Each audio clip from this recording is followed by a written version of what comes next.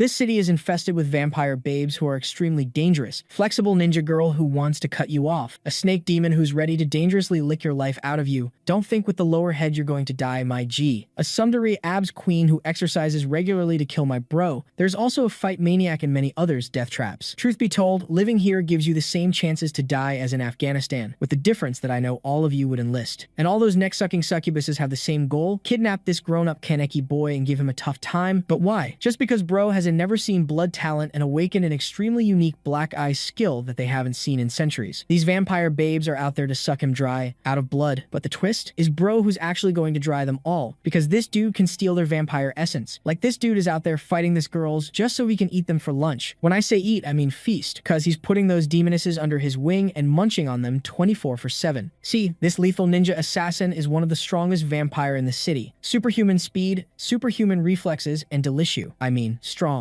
But she's questioning herself. Why is she getting pushed back by some random guy? This bro used to be just your average special forces agent. Now she's getting cut, and she can't believe how strong he got in such a short time. She was about to drive her sword deep in my boy guts, but that was a trap because he just holded her arm and sent her head to a different tax address. Thank God she comes back, because we can't be losing well-drawn girls in a story like that. Back to brawl, punches, dodges, and my bro began his feast and just hit his protein macros for the day with her arm. She's shocked and sends a flurry of cuts, but bro is on his gym arc and won't stop munching. Girl had to cut her arm clean off just to get out, just forfeited the protein bar. But wait, this dude was just a regular ass soldier, so how is he built like that? Rewind. Everyone stares like, hey, who are you? Do not come in here. The protagonist walks in like he owns the place. He pulls out the sashimi maker and rushes the yakuza as they come at him. He goes for the first stab, he blocks it, barely missed his head. He shoves an elbow and then a quick bite to the neck. Choke yourself out or you are going to die. Another one comes from behind, but Soo-yeok is ready. He was told there were at least 10 non-combatants to eliminate and 20 combatants too, so he was literally in a 1 versus 30.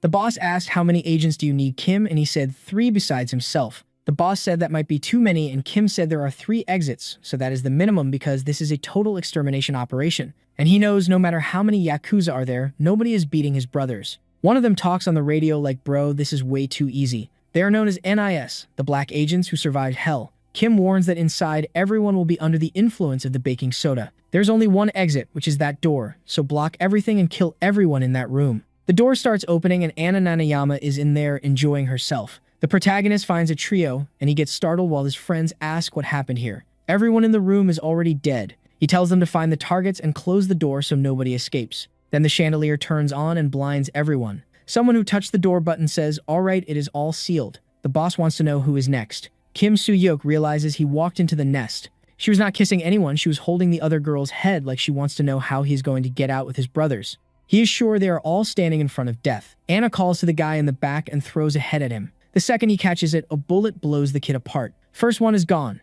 Another friend turns calling for Soo-yeok, then gets furious and charges Anna. The protagonist tells him to wait, saying the opponent is not normal, but then another shot to the head and the kid gets painted red. Anna says it does not matter how many you are still insects. What do you think you are going to do? Soo-yeok pulls his knife trying to think. They have to stay calm because she is way beyond his level. He focuses thinking he cannot back down, and then she snaps what looks like a tooth and he barely dodges. She laughs, saying he is interesting. A burst of shots starts and he is actually dodging. Then she comes in for a direct hit to the face, but she only taps his head smiling and throws him across the room. On the floor wrecked, he realizes this is impossible. Something is off about her power. She jumps in and it gets brutal. She blows out both his knees. He screams and she says she really likes him, then slams her hand into the floor. She is even more excited to make this fun. She spins the knife while he asks if she thinks this is fun. All those lives, she took that as what she calls fun. He screams at her and bites her neck, hard ripping a chunk out, then grabs glass and jams it into the bite. Then smoke seems to come out of her, and suddenly she collapses on top of him.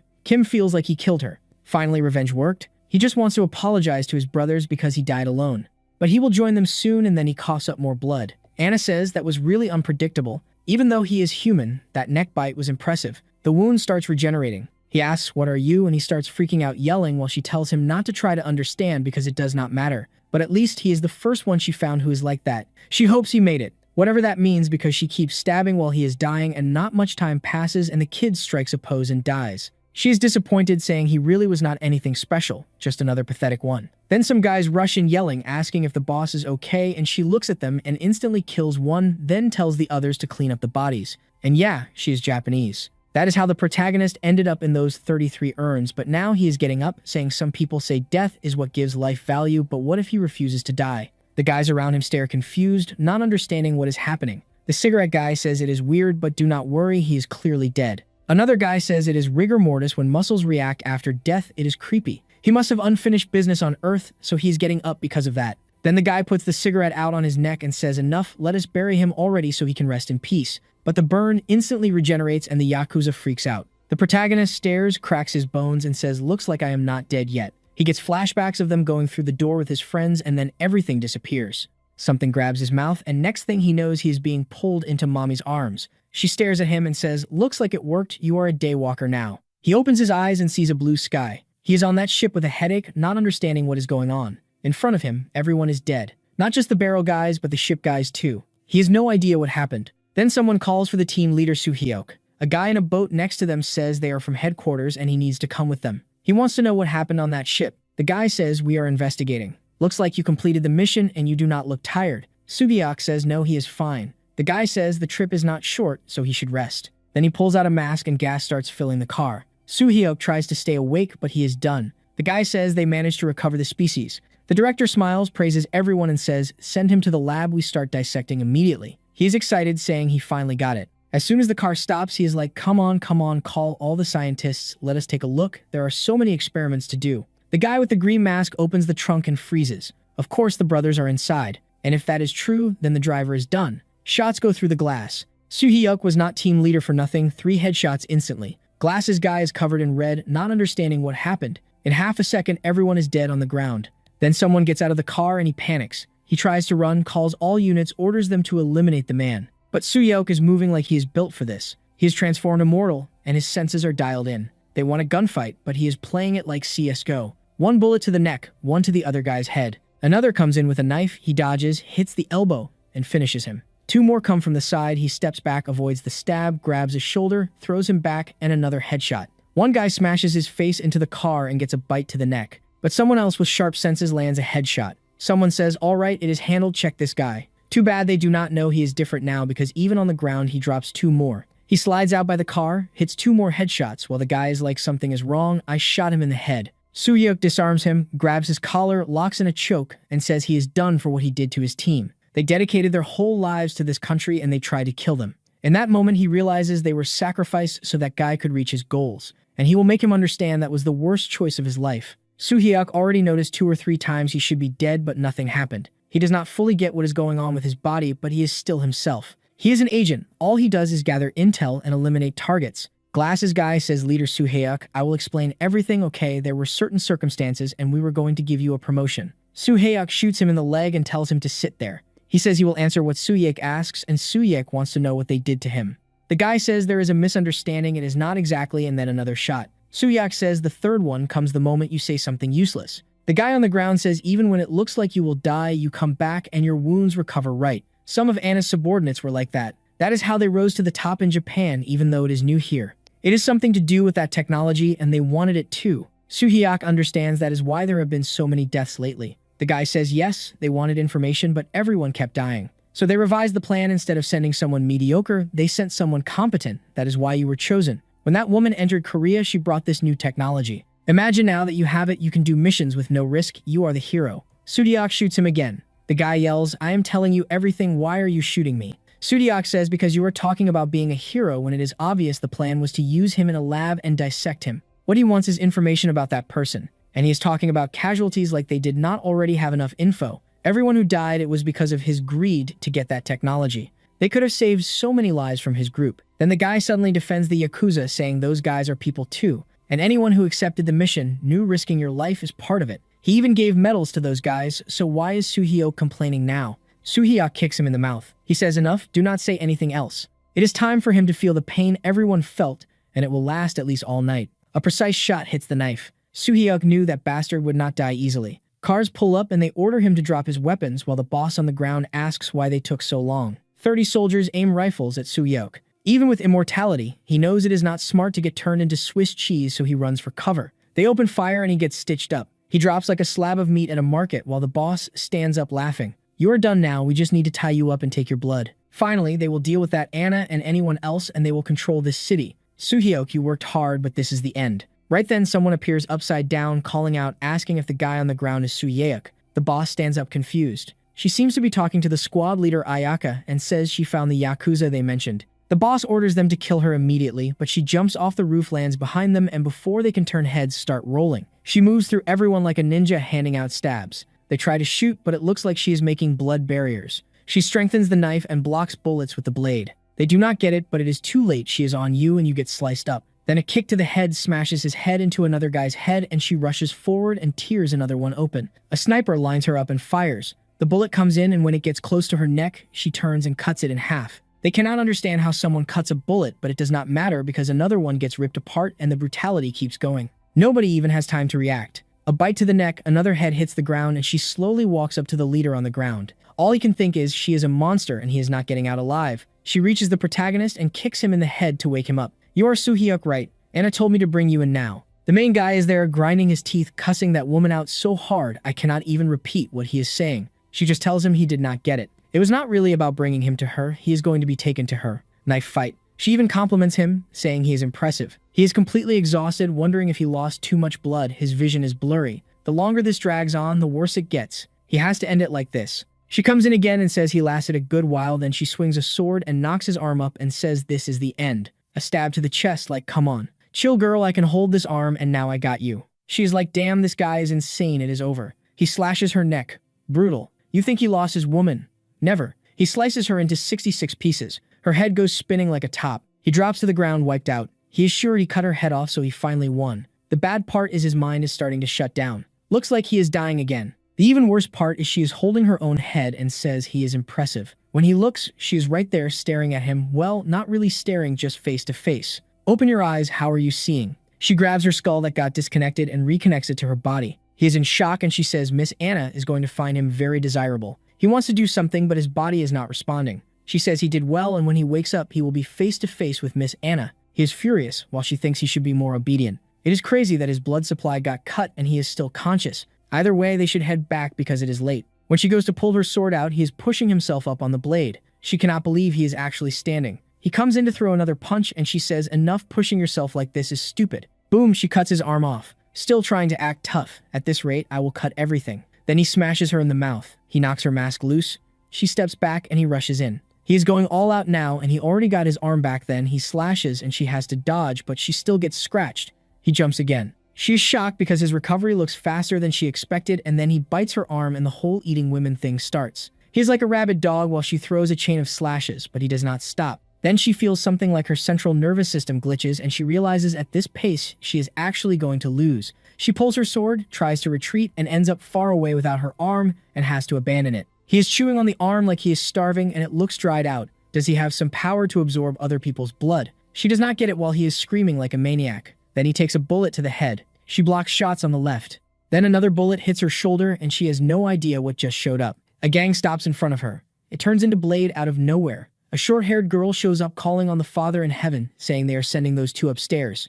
A new troublemaker. The kind with a cross in her eye, you already know her miracle is something else. The order to fire goes out and the shooting starts. They only hit the legs, making both of them drop to their knees. Cross girl says burn that one. She pulls out a sniper with 6 firing holes and pins him full of shots. I thought burn meant fire, but he is getting electrocuted by like 7 or 8 chains. The woman on the ground is in shock because the sun is about to rise. She is getting burned. Cross girl says it should not hurt because hellfire is twice as hot. The ninja goes in to punch her, saying she is just a human, then she gets stomped and her hand is completely wrecked. Cross girl tells her to shut up because today she is going to die by her hands and soon all her friends too. Then she hears yelling and turns. He is standing up while being electrocuted and she is confused because the weirdest part is he is getting hit by sunlight and nothing is happening. The ninja sees the opening and slips away using what is left of her blood to escape. Cross girl wants to chase her, but the guys next to her are calling for help, saying this bastard will not die. He goes to finish another one, but she cuts his arm off again. She tells everyone to back off because he seems strangely dangerous. She comes in with another slash with that insane sword and he blocks. It regrows his arm and throws a punch. He is about to land it, but she sidesteps and smiles all happy, saying good thing she did not kill him earlier. She loads up a punch with some holy solar power or whatever, and he gets blasted into a wall far away. She walks up asking where he has been hiding all this time. They have not seen anyone like him yet. When the smoke clears, she freaks out. Suhyuk is eating a guy in the middle of the fight. Looks like it is another trait not everyone has. He screams again, and she says something is wrong. He has to die. Right there, this is not normal. She powers up an aura on the sword, tells him to come at her, and then he suddenly drops to the ground. No doubt he gave everything just to survive. He has been fighting since that whole Nanayama mess, trying to stay alive. He opens his eyes, hearing someone yelling, "Captain Suhyok, Suhyok." He sees the leader, the commander, asking if he is conscious. The church girl is calling him too. He asks who she is and notices he is completely chained up. She says, "Kim Suhyok, listen carefully. After considering your actions, we decided to kill you because you became a vampire." Poor guy, I just said he did everything to survive, and he wakes up staring at death again. Of course, he has no idea what she is talking about and tells her to stop making things up. She grabs his face, bites her finger, and lets the blood drip, and he instantly feels it. It hits him hard, and he freaks out, "Give me that blood." Then he snaps back like what happened. She asks if he believes now. He does not understand why he reacted like that. The commander says he cannot believe it, but it is true. They have videos of him destroying the whole boat, and the bodies were completely mutilated. He is still lost. She says he was insanely careless attacking Anna without knowing who she is. Now he finds out that woman is a vampire too. How did even national intelligence not know? She says it is obvious because killing them is the Vatican's squad job. They basically dropped the Pope into the story. By the rules, he should already be dead, but he will get a special chance if he wants to become her little dog. He is confused while the commander is basically ready to bark, and she says they have a common enemy. So how about they stop fighting each other and kill Anna together? Nice angle. Scene cuts to a building with soldiers at the door talking about the cartel and Anna Nanayama. They say they need to solve this fast, so why can nobody catch that insect? There's nothing left of the girl, she is wrecked. She apologizes, but Anna says she knew it, she should not have trusted her. Then Anna takes off her mask and gives her a little kiss. The moment she feels Anna's blood entering her body, everything reconnects. Now we see the ninja walking through the city angry as hell while a blonde watches from far away. In the car, Suhyuk is thinking about the choice they gave him. Die now by her hands or become their dog so they can kill Anna together. The commander warned him, "Kim, it does not matter what we want, the people you killed were from the director's faction. We have no choice but to treat you as a target." So they are in the car, and the girl asks if it is really that hard to believe he became a vampire. He says he does not care. He just wants to know why he is being dragged into this. She explains that if it was not for what she did, her whole faction would see him as a target. He would be killed fast, so it is better to accept at least getting the revenge he wants. He asks if she is really going to trust him like that, and she says, "Not a chance. She only trusts the enemy of my enemy as my ally, and that is it." This is their base, literally the church called the Sanctuary. He asks, so it is just the cathedral? She says, yes, just a cathedral in the middle of the city, totally normal and perfect. He is like, yeah, makes sense. Then he notices they are not going to the church. She says that is not the destination right now. The sanctuary is protected by holy artifacts, so he cannot enter. Also, even if he is a squad member right now, he is a target for Anna. That is why he is a special case, and she decided she will handle him, meaning he has to live with the tomboy girl. He even gets a little hotel set up. They will provide locations and leave no records. She sits on the bed, and I did not even notice her hip move thing, and she says they still have not introduced themselves. The bed almost breaks. She introduces herself as a Vatican member named Mirror. He says his name. She says he probably has a lot of questions, so what does he want to know? First, he wants to understand the vampire thing. She says he finally accepted it is real. Vampires are simple. They can keep living as long as they consume human blood. The hard part is they have physical abilities beyond anything else on the planet, plus other special abilities, and most of them come from the blood of ancient vampires. And among the ancient ones, Anna Nanayama is the only one left. He remembers biting her neck, so maybe it happened right then. He asks, how do you kill one of them? She says they burn to death in sunlight. The only exception she has ever seen is him, and that is probably why Anna is targeting him. But it also gives them a huge advantage because now they have a chance to force a confrontation with her. For that, he needs to get much stronger, and she is here to help. Now he gets why he was brought in. He says he understands she is scared of him. She is shocked, and he keeps going. Without the sun limit, I can become the worst vampire of all. Staying near me is dangerous, and killing me means losing huge potential. You are using the public enemy label as an excuse to monitor me and remove me the moment I become dangerous. Mirror smiles and says he was not a top agent for nothing. She says in the end, he is still a vampire, but he still has to do his job as a squad member. It is true, he wants to kill Anna, and for that, she wants to make him stronger. If he has any complaints, he can say it, and they will deal with it. Suhyuk says he has died countless times, all he wants is to kill Anna, and he does not care about anything else. And she should know he is not there to submit to anyone. Mirror thinks he is being honest and does not like hiding things. He is willing to follow her for revenge even knowing the risks. She likes that boldness, and it will be a pleasure to tame this beast. Then she says it is time to eat. He is like, wait, you want me to bite your neck just like that? She says like it or not, he is a vampire, and if he goes without human blood, his body will stop moving. Also, it looks like he goes into a crazy frenzy when he needs blood. So to avoid that, they need to keep him supplied. He gets it, stands up and stares. She says her neck is cramping, so just bite already. Fine, you asked for it. He goes feral. His eyes go wild and he is drinking like he has not eaten in days. He thinks he is going to drink it all. He remembers Anna saying he was interesting. Then he snaps and shoves her away. What is wrong with you? You did not even take me to dinner. He wonders if it was just instincts taking over. She is gross and goes to sleep without even wiping her wet neck. She says he is busy tomorrow, so he better sleep, and she turns away, warning that if he keeps stalling, she will kill him. Seeing the mark on her neck, he wonders if this is his new everyday routine. Still, he clenches his fists because all of this is necessary for the revenge he wants. Even if he is a vampire physically, his heart is still human. His brothers can rest because he is going to send that bastard to hell. He lies down. He's about to sleep, but something is off with Mirror. The moment you see that cross in her eye, it is obvious. She's already like, why is he sleeping here? Why is he sleeping near me? Then it clicks, there is another door open with another room. She wonders if she forgot to mention it.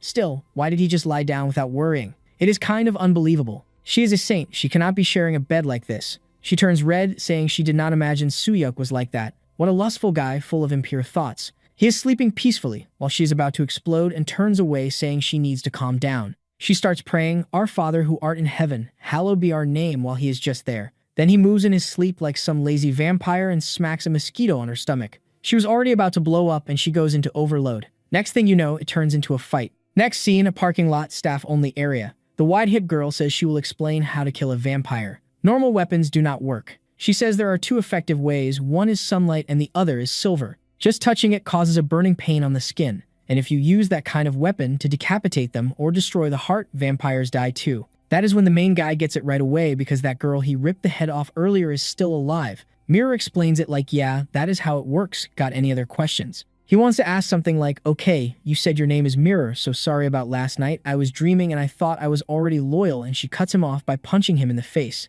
He stays calm because he is a trained agent. He blocks and asks, what do you think you are doing? She is pissed and tells him to drop the small talk. They are here to train and he already has the basics, so they are starting right now. What he needs is real combat experience against non-human entities. Even if in the future he is going to get even stronger as a special ops member, he still has the bonus of vampire strength. If he understands, then he better get into position or he is going to get wrecked, and she hits his arm again. He thought there was no human stronger than vampires.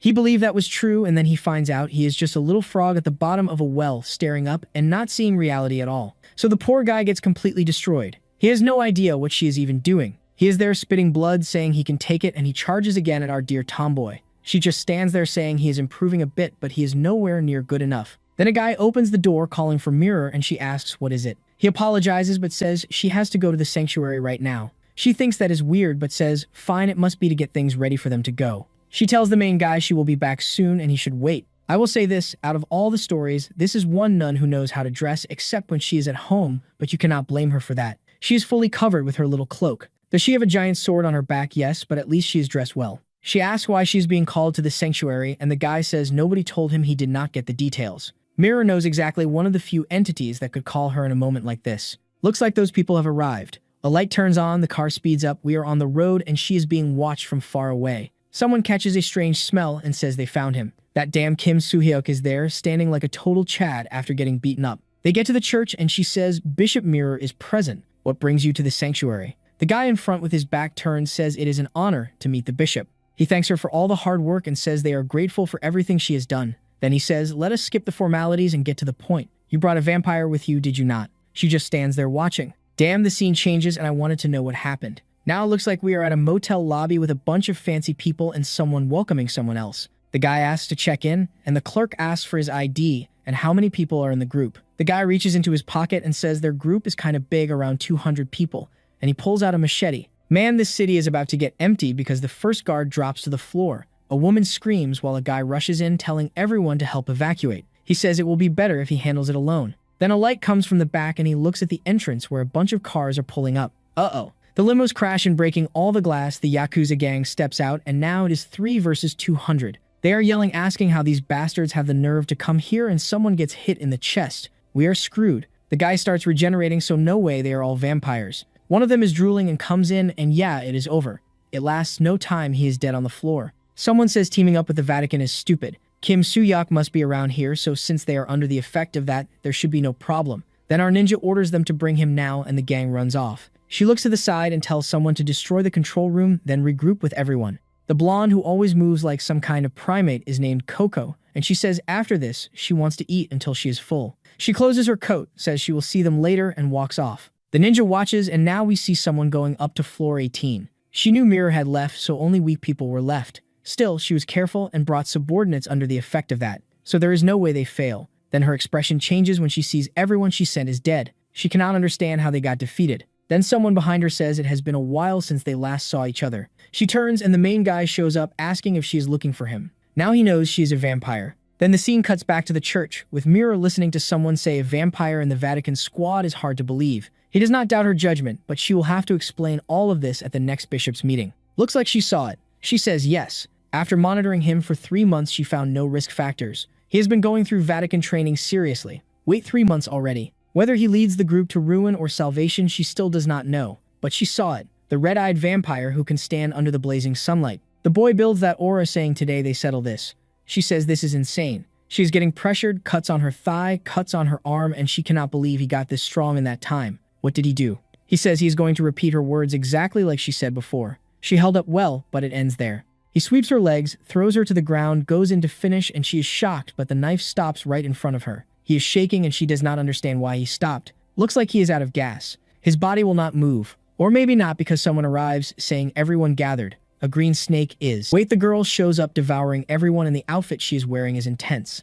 She is the leader of squad number 5, known as Katarina. Kim wonders if he cannot move because of her ability. The ninja orders Katarina to take the boy down. Katarina tells her to relax and says nobody needs to tell her what to do because she was going to take him down anyway. Then the snake comes flying fast. It goes straight at the ninja, wraps her up completely, and crushes her. The main guy is confused, so she is not here to help the ninja. He asks why she is doing this. She smiles and says because she wants to. An unbreakable toy, yes, that is exactly what she is looking for. No matter how handsome a human man is, in the end they all die or get ugly. That is why she wants a vampire man, and she did not expect to find one like him. She tells Soo-hyuk to come over, and he cannot control his own body. What is this? He drops the knife because who knows if she has some kind of control ability. She already has him marching around and says he will be a slave who moves however she wants. So what do you have to say now? She licks him and says she wants him forever. The ninja says Anna will not allow that, but Katarina says she already did. As long as Katarina guarantees Soo-hyuk is safe, nothing else matters. All Katarina has to do is eliminate that person and the useless friend. Then the little venom snakes go into the ninja's neck. The ninja is sure it is a lie because Anna would never say that. The virus is spreading while Katarina just stands there with her arms crossed. Soo-hyuk still does not fully get what is happening, while Katarina puts a hand on the ninja's face and says she held on for a long time with that useless talent. Now it is the end, and she orders the snake to devour her. Then Coco suddenly appears, calling for Ayaka. Katarina looks over and sees Coco walking in with confidence. Coco does not realize what is happening and celebrates, saying she solved everything. Then she sees her friend inside the snake, completely torn up. She grabs her and asks what is going on. Katarina says it is Soo-hyuk's fault, he is the one who did that to Ayaka. Coco starts crying while Soo-hyuk has no idea what the hell is happening. It was already hard dealing with one woman, and now another shows up, and then another. Katarina tells Coco to calm down because they secured Soo-hyuk. Now they can go back to Anna. But Coco notices the obvious and asks if Soo-hyuk did this to Ayaka, then why does Ayaka smell like your poison? So yeah, Katarina's plan gets exposed. Next chapter, flashback, so we learn the villain's past.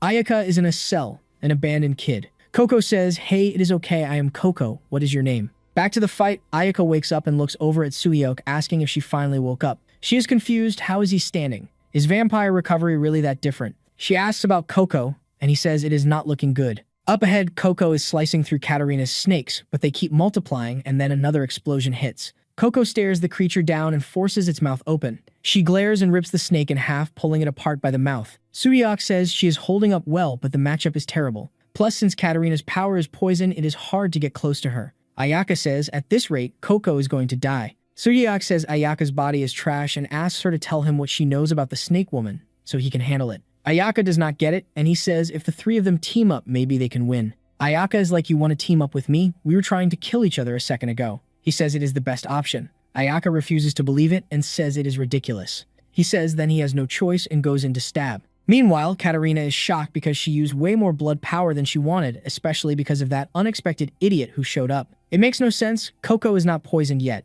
She is sure Coco is not immune. Then she realizes Coco is just holding her breath. When Katarina tries to act, she gets punched hard in the stomach. Do not kill her too soon. Let her kidnap Soo-hyuk for 24 hours so we can see what happens. Katarina gets thrown back, poison leaks out, and Coco finally breathes, saying a few more seconds, and she would have passed out. She looks around for Ayaka and sees Soo-hyuk near her. But Coco is out of energy too, her vision is blurry. In the end, she did get poisoned. A little snake on the floor bit her ankle. Coco wonders if she overestimated Katarina. And Katarina is back. We can still dream about those 24 hours captured. Katarina walks up saying it is funny how close Coco and Ayaka are, so she will make sure they stay together forever inside the big snake's mouth, and she goes in to devour them. Then a slash cuts through. Both of them are surprised. Ayaka is back, and I thought it would be Suhyuk showing up to farm Aura. Ayaka says she and Coco will be together forever. She is happy, and now Katarina is confused because Ayaka was poisoned, so why is she standing? We see what happened earlier when Suhyuk offered to help and Ayaka would not believe him. He pulled the knife and said there was no other way, but he actually cut his own hand. Ayaka asked what the hell he was doing. He says the enemy of my enemy is my ally. He figures she is furious about being betrayed after trying so hard, and now she is about to lose her friend too. That is why he is offering his blood. In this world, nobody is more dangerous than someone with nothing left to lose. Somewhere else, someone runs and bursts into the church, warning the bishop they have a serious situation. A bunch of vampires are invading the hotel. Back to the scene, Suhyuk moves toward the big snakes. Ayaka told him that woman can transform her body and command other snakes. If you get bitten by any of them or inhale her poison, you get paralyzed. Then you get controlled and turned into part of some messed up game. He cannot lose focus just because he lost that stupid knife. Someone throws him a sword and tells him she uses blood power to create the snakes, so eventually she will run out. It turns into a battle of endurance. For now, Ayaka will fight the snakes. In the meantime, he should help Coco. While Ayaka holds the line, he goes to Coco and says for now they are temporary allies. When he detoxes her blood, she has to help him and Ayaka instead of trying to kill him. Of course, she wakes up and punches him in the chin and jumps back. Calm down, that is violent. He is confused because she is not being controlled, and Coco looks to the side, saying she captured him. Ayaka says right now they need to kill Katarina. Coco does not get it and looks at Suhyuk. Suddenly, the Titan mode comes out again and he charges the vampire. Katarina's plan to use those two to find Suhyuk was perfect. She just did not expect him to break the poison and detox the other girls too, like she thought this boy needs to belong to her. Suhyuk is cutting through snakes and notices they are slowly getting closer. Then the snakes open their mouths and blast green smoke everywhere. He warns the girls to protect themselves, but it is smoke, there is not much you can do. Ayaka tells them to watch out for poisoning while Suhyuk is sure Katarina is trying to kill at least one of them. He knows she wants him alive for a different kind of death, so the other two are the real targets. Ayaka is fast enough and Coco is holding her breath, which makes her the easiest target. Right then, Katarina goes into attack, saying Coco has been rubbing up on her man and now she's going to die. A snake rushes in and Ayaka steps in front to get devoured. Coco screams for Ayaka, while the protagonist shows up and cuts in right away, yanking her away from him. He tells Ayaka to hurry because they are running out of time and he is going to give a bit of blood. She says she does not need it and he turns around telling her to stop stalling, and that is when it shows. Every guy's dream was to be that little snake. No, not that. What it shows is that inside the mouth of that little snake that everyone wanted to be, there was a silver dagger stabbed in. Ayaka's backstory is with her mom saying she is sorry, but from now on she is going to listen to this man. And just from her face, you can tell she is not right in the head. She's like Smeagol the Precious to her as those Mentos packs. So Ayaka gets introduced to a new friend known as Red. They tell her she better get used to him, so she takes the injection and starts agonizing blood everywhere. She goes through meds and daily experiments, and everyone in that place starts getting weirder, and one by one they die. It gets so terrifying that she thinks it would be better if she just became one of the ones who die already, or she froze there and disappeared for good. That is when she meets Coco, 16 years old, and she is shocked that Coco can actually smile. Of course she can, this girl is not right in the head, her brain is like half there at best. But for Ayaka, it makes things a little more fun. Sadly, the fun never lasts long because she goes right back to the experiments and the suffering. But when she comes back to their rat hole, at least she has someone close, and they depend on each other. But even that little bit of happiness does not last. The doctor orders them to separate people based on pity. Control group on the left and experimental group on the right. So Coco gets taken away and Ayaka throws her a shirt, and Coco keeps it all happy. Then what happened in that prison, because this girl grew up? What happened is she got moved to another group and she runs into Coco again. Obviously, she is excited like you are alive. I never thought I would see you again. But Coco is gone in the head and does not even remember who Ayaka is, so Ayaka has to introduce herself again and save her. The same person Coco saved in the past, and together they survive that hell. So they become this imperfectly perfect duo. Ayaka is smart and weak, yeah, I disagree. Coco is insanely strong but mentally challenged. The demon vampires say they are no different from useless humans, so why keep them alive? They should be killed. And that is how another hell starts. Ayaka wants to die, but she goes through this brutal training that takes hours every day, and I am not talking about training, just so the image stays on screen. She really trained. She knows if she does not meet their expectations, she will be thrown away. But all she wants is to live close to Coco, and for that she is willing to take any humiliation. Back to the present, the protagonist shares his blood and says he knows what it feels like to be abandoned after giving everything you have. Her vision is blurry and she thinks Soo-hyuk is the first person who understood her. She never thought that would happen because of an enemy. To survive, she got her hands dirty with blood countless times. I would say her mouth too, but in the end, it did not do much.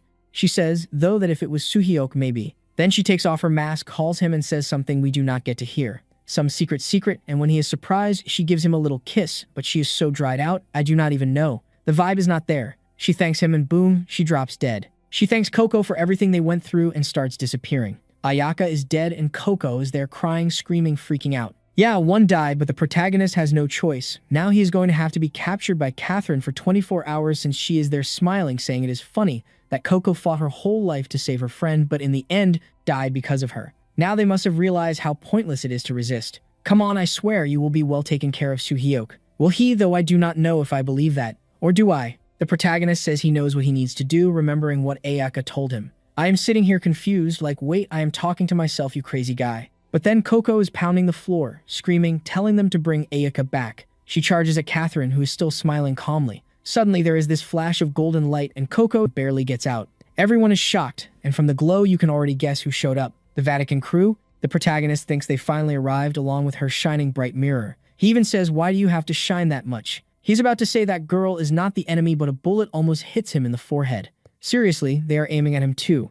Someone says this place is full of vampires, but he does not need to worry. And here comes another holy girl, supposedly. She is blushing and winking with that cross eye, saying she came to purify everyone. A divine power attack and an eye with a cross. Catherine has zero doubt what kind of person she is. The tan blonde says they are pretty brave, attacking a hotel run by the Vatican. But Catherine, who could just capture Soo-hyuk right away, says she is the crazy one for bringing so many puppets. The protagonist tells everyone to hold their breath, warning that if they inhale it, they will become her slaves. At the same time, a huge snake goes straight for the blonde, who is just smiling. The creature slams into a divine barrier. She raises her hand, saying she will handle it like this. A blast of light goes off, and all that is left is the snake's head. Soo-hyuk is impressed. She handled it so easily. The girl with all that aura asks who is next. But in the middle of all that green smoke, the snake woman vanishes. The protagonist notices the only thing left is that damn snake head. Now the new blonde is confused, asking where the snake woman went. Soo-hyuk is not getting it, while a guy tries to calm the bishop, saying they will find her soon.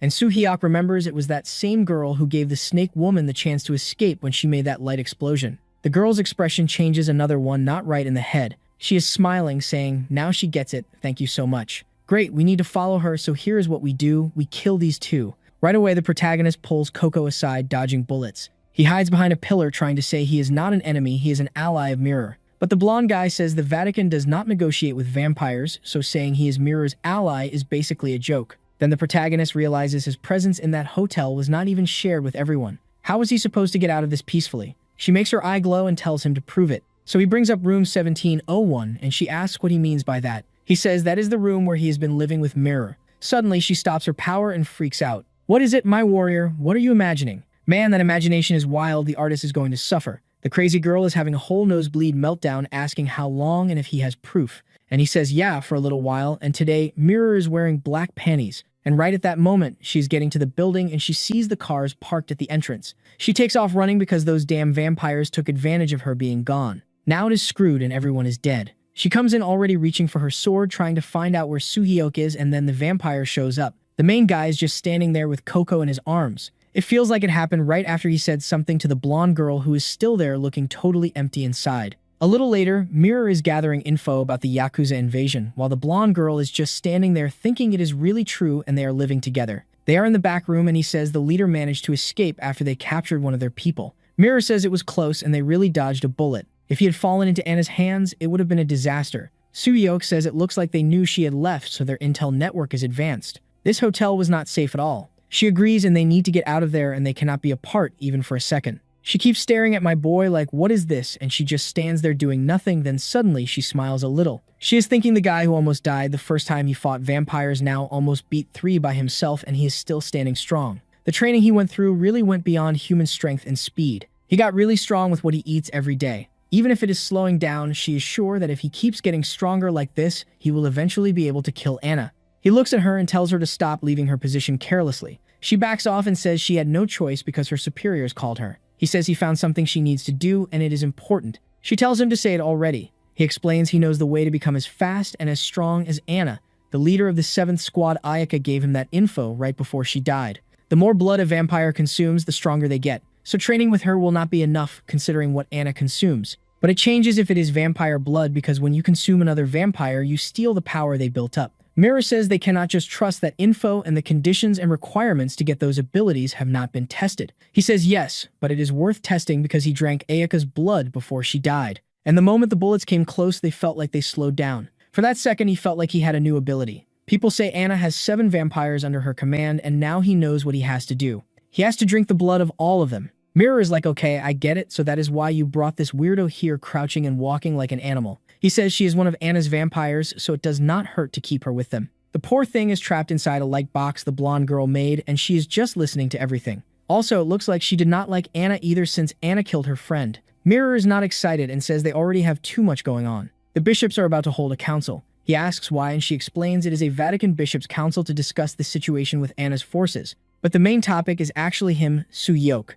because he is a vampire and he got brought into the vampire hunting group. Of course, some people are not happy, but he does not need to worry. Her position is not as bad as he said, and she is always watching him. And now she thinks she can trust him a little more. Then she takes off the thing on her neck. She tells him to come get his reward. And yeah, we are talking about vampire blood. The blonde girl is right there trying to figure out what is going on. Soo-hyuk stands up and says she gives him that every day, so how is that a reward? The blonde girl is like, wait, every day. While he is already feeding, she says he has changed a lot since the beginning. Before he could barely control the urge, and now he does it like it is just normal life. The blonde girl is obviously getting it all wrong. In her imagination, he is telling Mirror that if she cannot take it anymore, she should just say so, and he will go easy. So the blonde girl almost explodes again, wanting to know if Sister Mirror is really that far along. Mirror says you said the more the better, so should I call Lucia? He says it is better to ask her opinion first. The blonde girl is like, what do you mean they are going to call me too? And she is already imagining it. Mirror opens the door to call her, but the friend is already dead on the floor. A little later, she gets up and hugs Mirror like she missed her while staring at Soo-hyuk with pure hate. Then the thing leaves and Mirror says the problem now is dealing with this girl. Coco starts telling the girl to stop being annoying just because she is a bishop. They should make a place for her to rest and bring her blood so she can recover, and she will let them be her subordinates. So the main guy smacks her on the head. The friend asks if this thing is really going to be useful. He says like he mentioned he needs vampire blood. So she is not only good as a source for him to feed, but she also has a really good tracking ability. She can fight well too, so she will be useful. Mirror agrees but asks how they are going to control someone like that. Coco starts screaming and hides behind Soo-hyuk, which confuses Mirror. He says he does not know what she is hiding from, but watching her reminds him of when he got consumed by rage after his friends died. He killed the director and everyone involved in their deaths. So right now she is probably feeling the same thing. He calls Coco and tells her his goal is to kill Anna. It would be good to have her help, but she is not 100% necessary. She can choose to die right there as a vampire or join them and go for revenge. She says she always hated Anna because she made things extremely hard for Ayaka, but she hates the Vatican even more. Then she decides she cannot forgive the ones who killed her. If the goal is to kill Anna, she will do whatever they want. Soo-hyuk tells Mirror it is settled. She says fine, she will take both of them to the bishop's meeting and they are her responsibility. But if they lose control and hurt anyone, they will be dealt with immediately. Then she pauses, like she should not have said that. A little later, Coco is screaming, saying the Vatican bastard lied. Then out of nowhere, the artist pulls this thing where every 35 minutes he has to draw someone wearing invisible clothes. And why do all the women around the main guy so far have short hair? What is going on? Mirror is furious, asking why she who got hired to kill vampires is giving this dog a bath. Then she remembers the main guy saying he needs blood. She tries to calm down and think positive. This is all unavoidable for the greater good. Then a drop of soap gets in her eye. While the main guy is calmly cleaning his little knife, the weirdo comes screaming in with the invisible clothes on. Thank God Mirror yanks her away like get out of here with this crazy girl and not under the head. Watching the two of them, Soo-hyuk remembers when he got promoted to team leader. His friends and brothers were telling him to take care of everyone and now he has to buy dinner for the whole group. The commander comes in too and he says he will pay for steak for everyone. He smiles and says it has been a long time since he had a loud day with people going back and forth. Night falls and Mirror is in bed still mad. That damn Coco does not listen to her, but she always listens to Soo-hyuk. He told her to change from the invisible cloth to normal clothes, and now Mirror is wondering if it is because she stepped on Ayaka before. That cross shines so much it even reflects like some precious metal. Mirror thinks since Coco got thrown into enemy territory, it is almost expected she is acting weird. She is going to try to understand it better. Then she hears a bite and looks down and the girl is eating her hand, saying she is hungry and she needs to feed. Mirror smiles while pulling her sword. Soo-hyuk is in his room about to sleep when he hears screaming from the other side. He thinks about helping but decides not to. Go on, Mirror, work hard while he sleeps. He falls into a deep sleep and something comes closer. Here comes the little weirdo again. She's kind of crazy, and she's already talking like he belongs to her now. He thinks he really should have been captured by Catherine for 24 hours instead. Next morning, he feels something in the blanket, and when he opens it, she is there sleeping peacefully, like nothing happened. He tells her to be careful because sunlight is already hitting the room, so she should get out and wake up. But when he tries to move her, she hits him in the stomach, then gets close and starts smelling him. Then he finally gets why she obeys him. Since he drank Ayaka's blood, he probably smells like her. And since she has no other companion left, he is probably the only one she has now. So he tells her it is okay, like the commander told him in the past. Next scene, they are in another part of the building with the main guy doing his daily practice. Mirror throws a punch and he slips under it and lands one right in the middle of her mouth. She almost blocks it and says his reactions really are faster. He says it is thanks to Ayaka's blood. She says good because she can use that to her advantage. He asks what she means and she says the big day is here at the bishop's conference. Up to now, his existence was unofficial, but today they decide if he will really be admitted. He asks what happens and she says if he is not accepted, he gets executed on the spot. But he does not need to worry because she believes in his potential. Not only is he the secret weapon to lure vampires who need to hide, but he is also growing fast enough to fight Anna's captains. She asks if he is insecure, and he says he was not afraid of humans even when he was human, so imagine now that he is stronger as a vampire. For him, killing Anna is just a matter of time. They have a lot to settle, so they should get this conference over with. She says excellent, and the door opens and the group heads out. Soo-hyuk knows that just like they see Anna as a demon, he is seen the same way. The only difference is whether he will be used by the Vatican or he will use them. In the end, all he wants is his revenge. He already took down 2 of the 7 leaders, and now there are 5 left. The scene switches to Catherine saying that is what she thinks while chatting with Anna. Anna asks what the result was, and Catherine says Ayaka is confirmed dead and Coco is at the Vatican. Anna says she does not care about them, she wants to know about Soo-hyuk. Catherine says exactly like planned, he is growing a lot and he even managed to neutralize the poison she turned him with. She smiles and says eventually he will come to them perfect without them needing to interfere. For now they just need to focus on that. So yeah, the main guy is being used. He's going to show up feeling confident and then get wrecked for sure. Now they are at the cathedral, and he says it is the same place they saw before. Mirror explains the top is the visible part, then below that is the sanctuary, and even lower is the Vatican. Looks like they are saving money on land building downward like a mole. He is mad and says he gets that she wants to be safe, but did he really need to be chained up? Probably holy steel chains because in theory that should not work on him. Mirror tells him to relax because at least he has it better than Coco. Then someone comes up behind them calling both of them and asking if that is her vampire. Mirror gets all cheerful like, hey Dominic, it has been a while. He asks if she is okay and if that is Soo-hyuk, the guy who used to be an agent and now wants to be part of the Vatican. He says it is really something how this kid wants to join them. He acts tough, but he is actually nice. He says he will be a big boost to their combat power, and she says yes, during the mission he helped a lot. Then the guy says sure he will help with the mission to deal with weak people,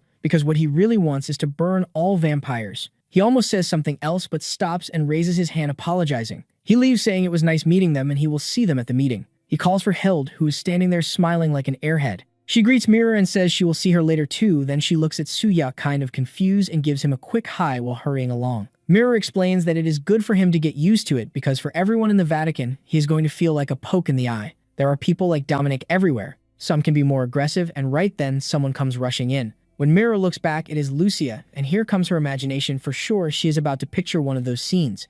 Come on, sharpen the pencil, artist, my god, but it is a whole struggle in there, a tight squeeze with Mirror saying they have been seeing each other way too much. Lucia looks to the side, sees the protagonist, and turns to ask if she has seen someone named Cecilia. She tells Mirror to be really careful with her because that is the woman who hates vampires more than anyone. No matter how much Soo-hyuk wants to help the Vatican, she will oppose it, and here comes Moscow Mommy. Mirror thanks her for the warning but says there is no reason to worry. She just has a different opinion and she is very qualified as a bishop, still Su-hai, and her sentence gets cut off by a bird or whatever, a blue arrow flying straight at the protagonist. Mirror pulls her sword and reflects it back. Lucia runs while Mirror asks who the hell did that. Then Moscow Mommy shows up, Cecilia, saying she is doing her duty as a bishop. Mirror asks what she thinks she is doing. Cecilia says she is not the kind of person who should be protecting a vampire. She ties her hair up and says that is enough, everyone move, she is ending this now. Lucia tries to calm things down, saying they are there on the Cardinal's request, but Cecilia says she is there to do her job too. Mirror just smiles and says this is going to be interesting.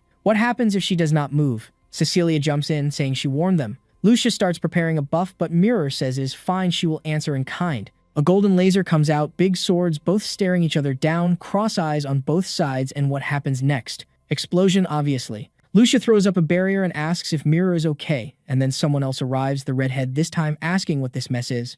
Looks like both of them freeze and the protagonist is stunned. Who is this woman? Lucia and the three of them drop to their knees welcoming Her Majesty Cardinal. Helena, and honestly, does she not give off Anna vibes? I am calling the twist. What if she is Anna? I do not know. I feel like I am predicting too hard. Cecilia is already apologizing. Helena says it is fine. She can tell the reason just by looking at him. Now come on, let us go to the meeting. Cecilia warns Mira that today there will be an execution and this guy will die by her hands. The protagonist does not care, he just stares and calls Mira over. They are making all this drama, but we know he is not dying, so move it along. Tell me what the chaos of the day is. I thought it would be a meeting with like 500 people. There are 6. The Vatican is broke. Helena greets everyone and Cecilia immediately interrupts, saying she wants to know why that disgusting vampire is in a holy place. Mira notices she goes straight to the point, which is good because it cuts the drama. Helena says it is fine and goes straight to it. She wants to hear everyone's opinion. Cecilia slams the table, saying a vampire in the Vatican is completely unacceptable. Dominic says you cannot trust them, they are driven by rage. Hildy is on the fence, saying she does not really have an opinion.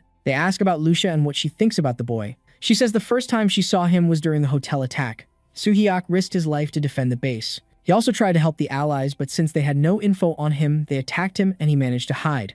Even though he could have retaliated, he chose not to hit anyone. Dominic looks surprised, and Lucia says it is clear Soo-hyuk can control his abilities because he does things an out-of-control vampire would not do. Then someone is basically drooling a bucket of blood, saying they can continue, while Mira does not understand anything but says she believes Soo-hyuk. Everyone asks why they need him in the Vatican, and she says she saw a revelation. Cecilia laughs and tells her to stop making things up to protect him. She is disappointed. Revelations are meant to show the birth of the chosen or dangers that are coming. And clearly, he is a danger that needs to be destroyed, someone who mercilessly killed even his team's former allies. The protagonist tries to defend himself, saying those guys killed his team, but she tells him to shut up, saying nobody gave him the right to speak. Cecilia is begging to get bitten. Meanwhile, Coco is about to do something stupid. I knew it. She shows up for 1 second, smells blood, her eyes go red, and she says she wants to kill someone. Mira says she knows Soo-hyuk was actually betrayed and he was defending himself. Cecilia keeps insulting him, saying it does not matter, he is a vampire. The ancestors' message says they must be exterminated.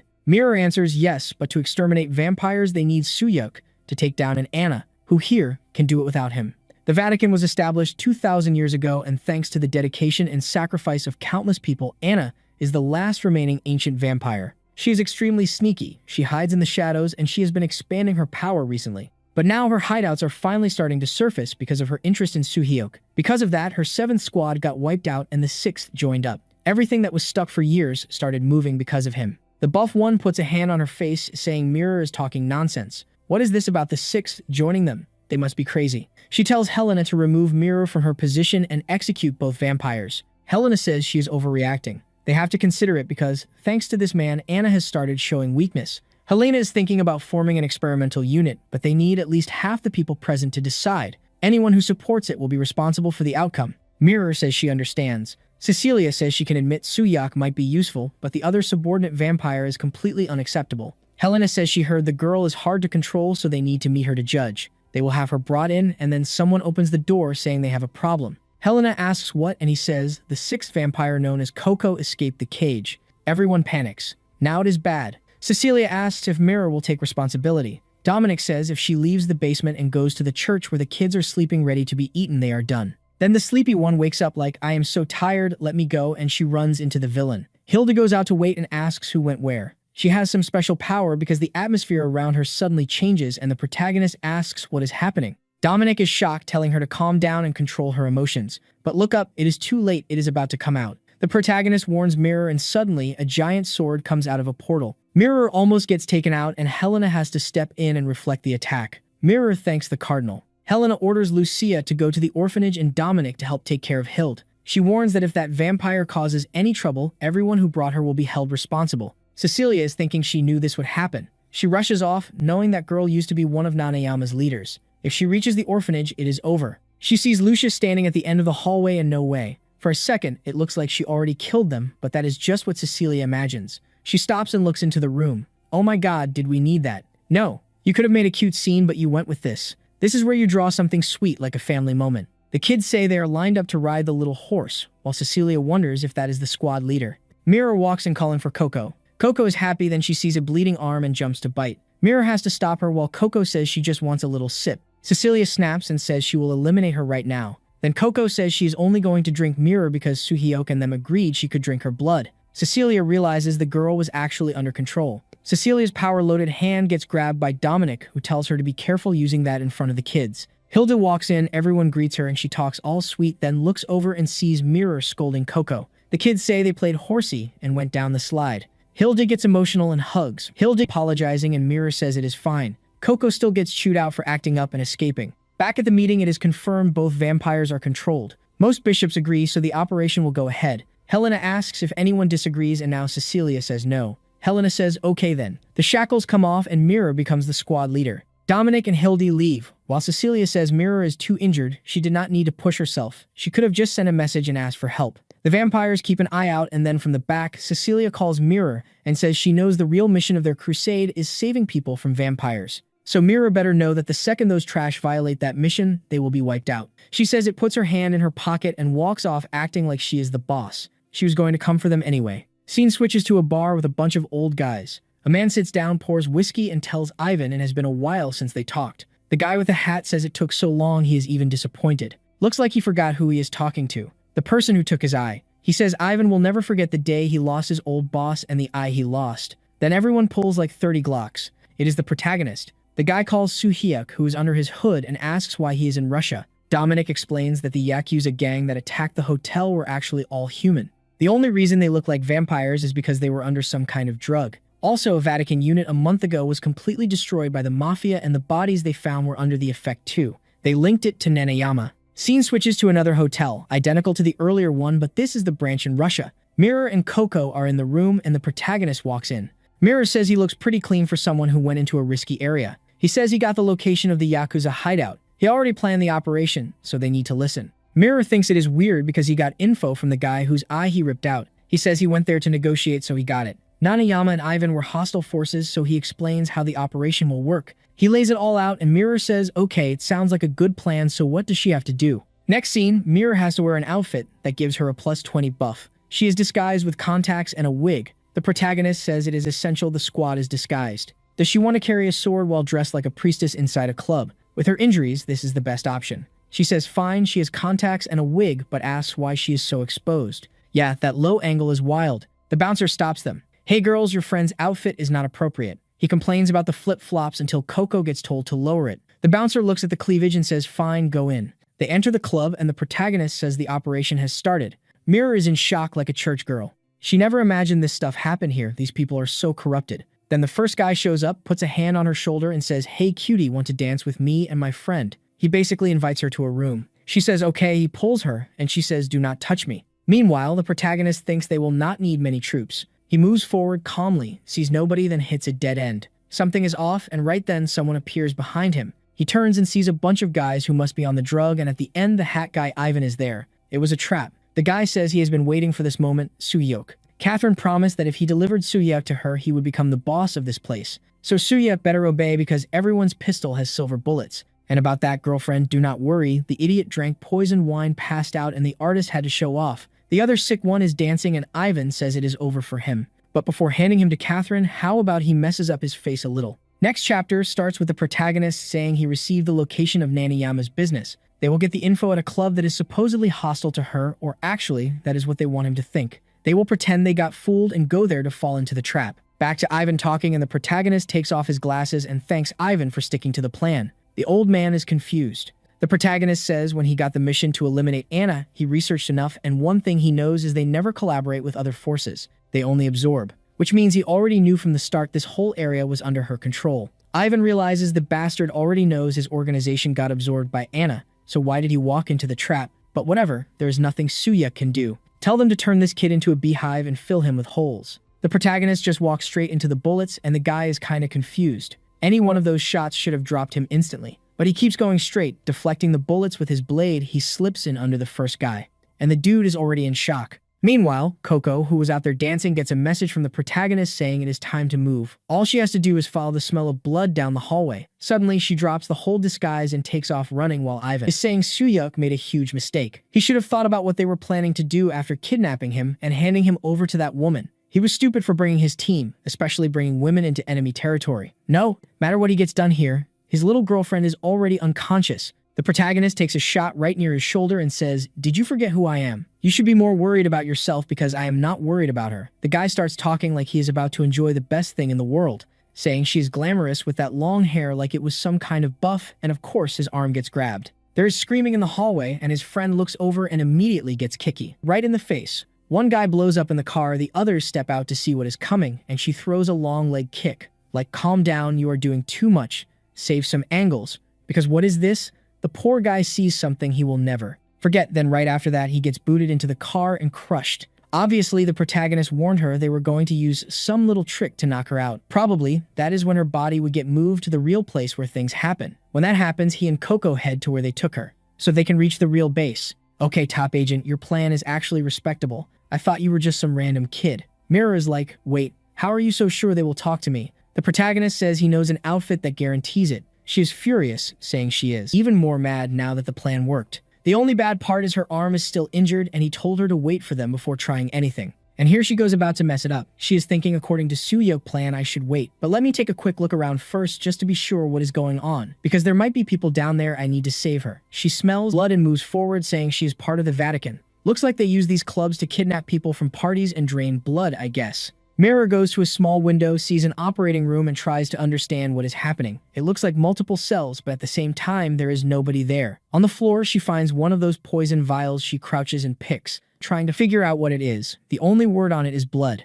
Right then, someone says, "Interesting. How did she get here?" Well, Catherine, long time no see. All the women in this place should already be in coffins. Poor Mirror realizes instantly that the psycho came up behind her without making a sound. That is definitely one of Anna leaders. Catherine orders her to answer, while Mirror is wondering why she had to run into a leader right now. I wonder why. The protagonist said, "Stay upstairs, wait for me to get there," but she had to go downstairs anyway. But she smiles and says, "If God wants me to die right now, then until my last breath, I will fight for the Vatican." Then she pulls off the wig, introduces herself, and sadly loses a few points. Catherine recognizes her and immediately snaps, saying she is the one who stole Suyuk from her. Mirror thinks if she dies, then he can figure it out himself, and she goes for it while Coco is sniffing the floor tracking. They finally find the real base, but Coco reaches an area where she says she is not sure anymore. Suyuk asks if she cannot follow, and she says it is the opposite. Behind that door, there is an insane amount of her blood coming out. Protagonist notices her phone on the floor. She left a voice message saying, "I am sorry, Suhyok, for going against the plan. How can she be that dumb?" He remembers she said saving people comes before her objectives as a Vatican girl. She just hoped he would finish the mission because as a teammate, she trusted him. He probably wants to punch her for this, but fine, open the door, but sudden. Coco grabs his back and he asks, "What is it?" She is shaking, saying it is the same smell as when they found that person back then. He kneels and asks if she means the leader and how many are in there. She says she does not know, at least 2. He realizes she is having a panic attack, shaking like crazy, but there is no time, so he opens the door and they are doing this now. Mirror is in danger and he does not want to lose her. The labs are all empty and it feels wrong. It does not look like anything happened there. Then he sees a bit of blood on the floor and he already assumes Mirror got dragged through there. There is no sign of a struggle, which is weird. He tells Coco they are about to find them. She just has to hold on a little longer, but she says no, it is better to keep going. All that blood on the floor is Mirror blood. The protagonist is sure she got taken. That is it now, run. Learn how to use both legs. You know, you could have been running since the start, but whenever he sees the door, the blood trail is there. He pulls his pistol, calls for Mirror, and when he opens it, he freezes. Inside these water tanks or whatever they are, there are a bunch of girls looking well-fed, getting blood pumped into their veins. The protagonist knows it. They are running some kind of human experiment. Coco is shaking, saying they are injecting the same thing she and Ayaka hated. He gets it. They are kidnapping women to experiment and turn them into vampires. The drug being injected is the same one they have been looking for. If they rescue the people and investigate this place, they will find out what they really want. But first they need to move fast. Then someone says, "Looks like you are looking for her." Catherine shows up carrying Mirror. The protagonist aims and asks what she did to his friend. Catherine tells him to relax. She has not killed her yet. Looks like what she wants is the body. I do not even get it. He wants to save her, but the girls in the tanks are pounding and begging to be saved. Catherine says the location has been exposed, so another squad is coming. She did what she had to do, so she is leaving. The whole place turns red. She says it is a shame, but they will see each other next time.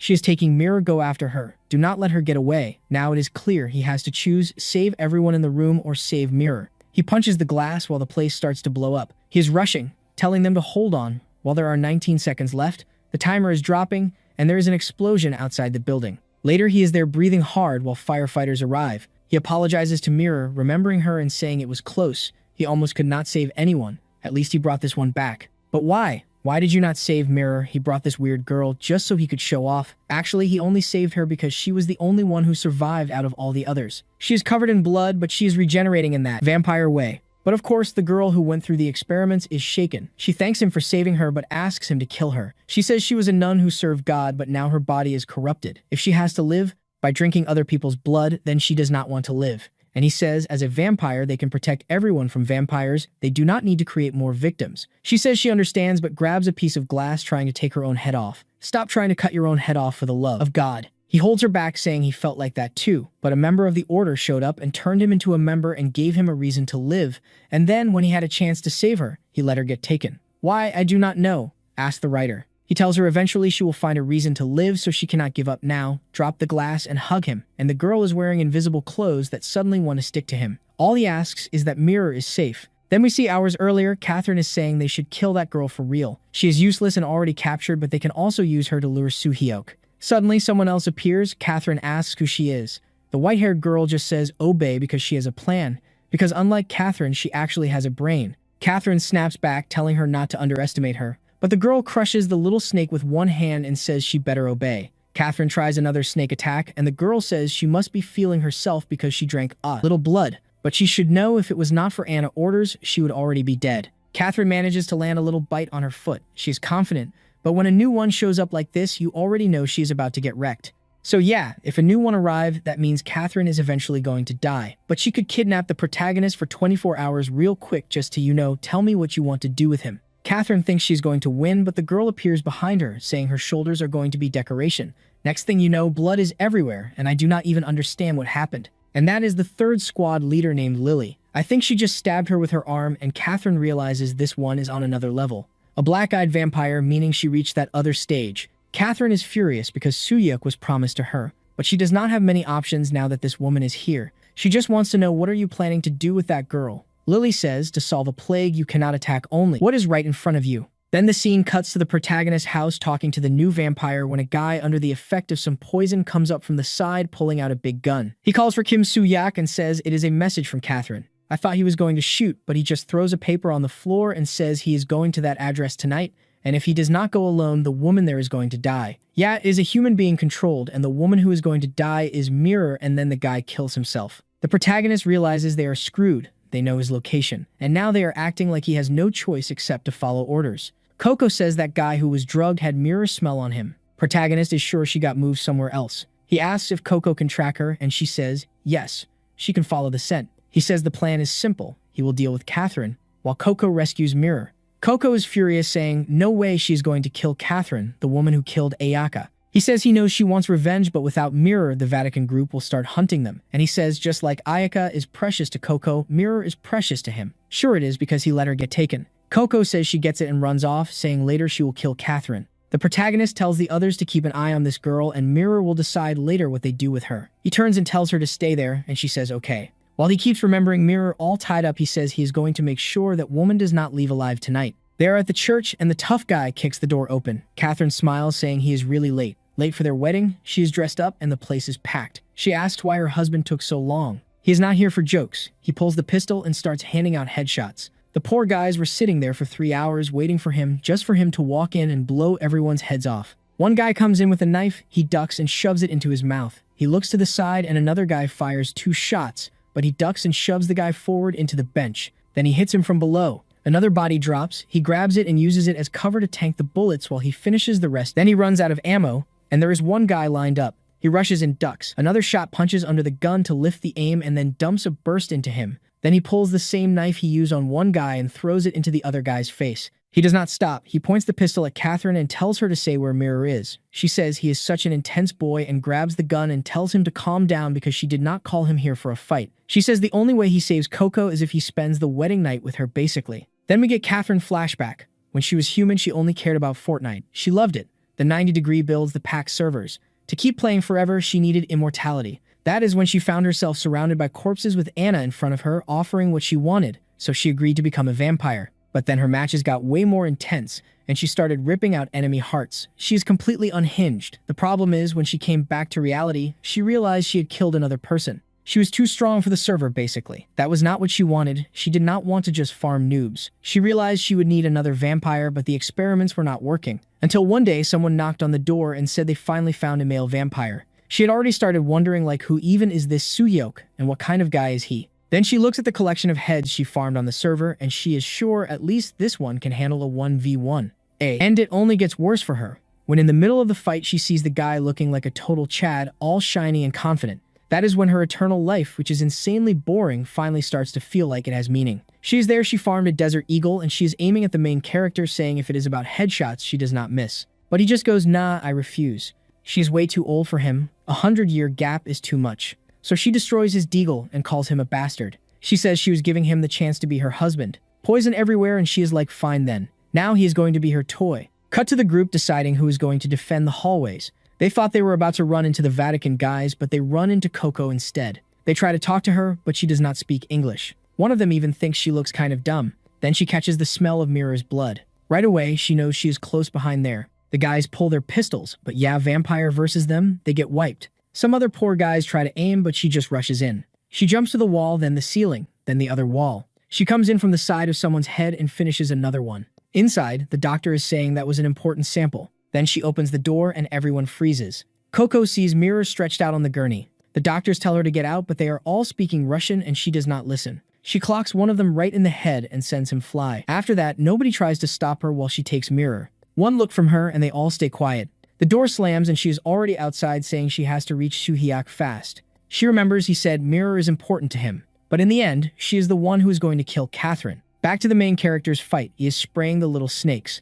Just like last time, that Catherine is trying to stall until he gets tired. And the way things are going, that plan is going to work. He keeps firing while Catherine smiles, saying Suhyok looks desperate. But she says it makes sense. The fog keeps getting thicker and the snakes keep closing in. His body and mind are at the limit. And when someone is like that, she thinks it is the perfect time to hunt. So she is right behind him. She sends another wave of snakes, saying now he is not leaving alive. But he looks at her and says she fell for the trap. He rushes in, slicing all the snakes. She is shocked and a cut lands on her face. Not just a small scratch. She is confused because his mental state should be wrecked dealing with all this. But now he is right up close, saying the end is here. She spits a blast of poison out of her nasty mouth. He slashes, but it is enough for her to back off. Now she is furious because he was playing with her. All those random shots and him breathing in the smoke. It was all on purpose to make it look like he was falling into her trap. Looks like that hotel fight was enough for him to learn her style. He tells her he should give up because there is nowhere to run. She is raging, calling him a bastard because he left a scar on her face.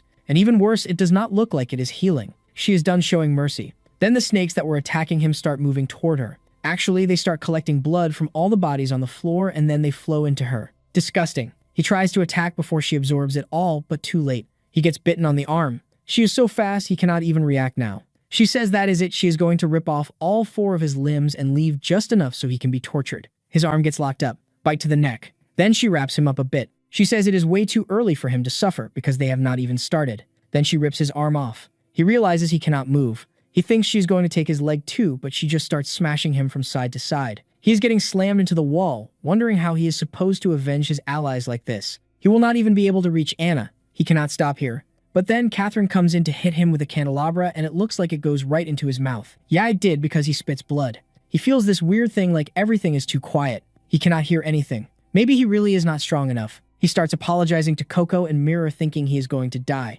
Catherine says he should have listened when she was being nice. Why did he have to mess with her? But he can relax because he is not going to die. What she is mad about is that the scar is not healing, and the sun is going to rise soon. It is time for her to go back and enjoy her meal. Hearing him make those suffering sounds, she wonders how he is still conscious. But that is exactly how she wants him, aware enough to satisfy her. Then he starts convulsing and his eye turns red. She wonders how he has eyes like that. The arm that got ripped off regenerates, and she realizes his recovery is faster than hers now. The thing stuck in his chest drops to the floor. She is sure he looks stronger than she is. His whole chest closes up. In a second, he is already ripping her arm off. She freaks out. Before she can even turn, he is already back and drives a hit into her ribs. Then he throws her away like trash. She tells herself it is impossible for someone to get that strong that fast. He keeps walking up while she says he is just lucky. If she had gotten a skill that good, she would have awakened a long time ago. He does not care about her speech. He keeps going, beating the snakes apart with his fists. She cannot understand why none of her techniques work. He goes in for another combo. She tries that poison breath again.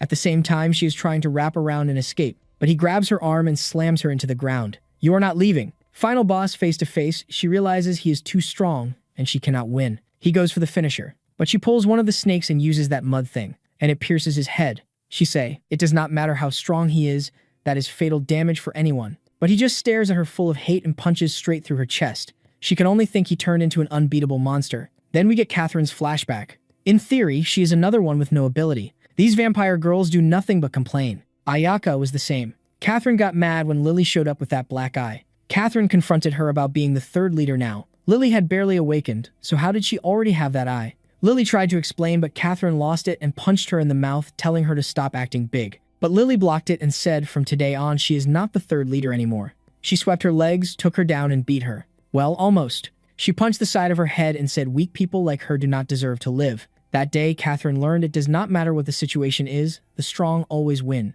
Now back in the present, she hates the main character because he is putting her in that same spot. She tells him to stop staring at her with those eyes. She summons like 5 or 6 snakes. Then she throws him across the room, saying she has not used this in a long time because it makes her ugly, but enough. From now on, he is going to see her true form. She turns into a huge snake for real. He grits his teeth and charges again. She starts forming a poisonous sphere and says that is it.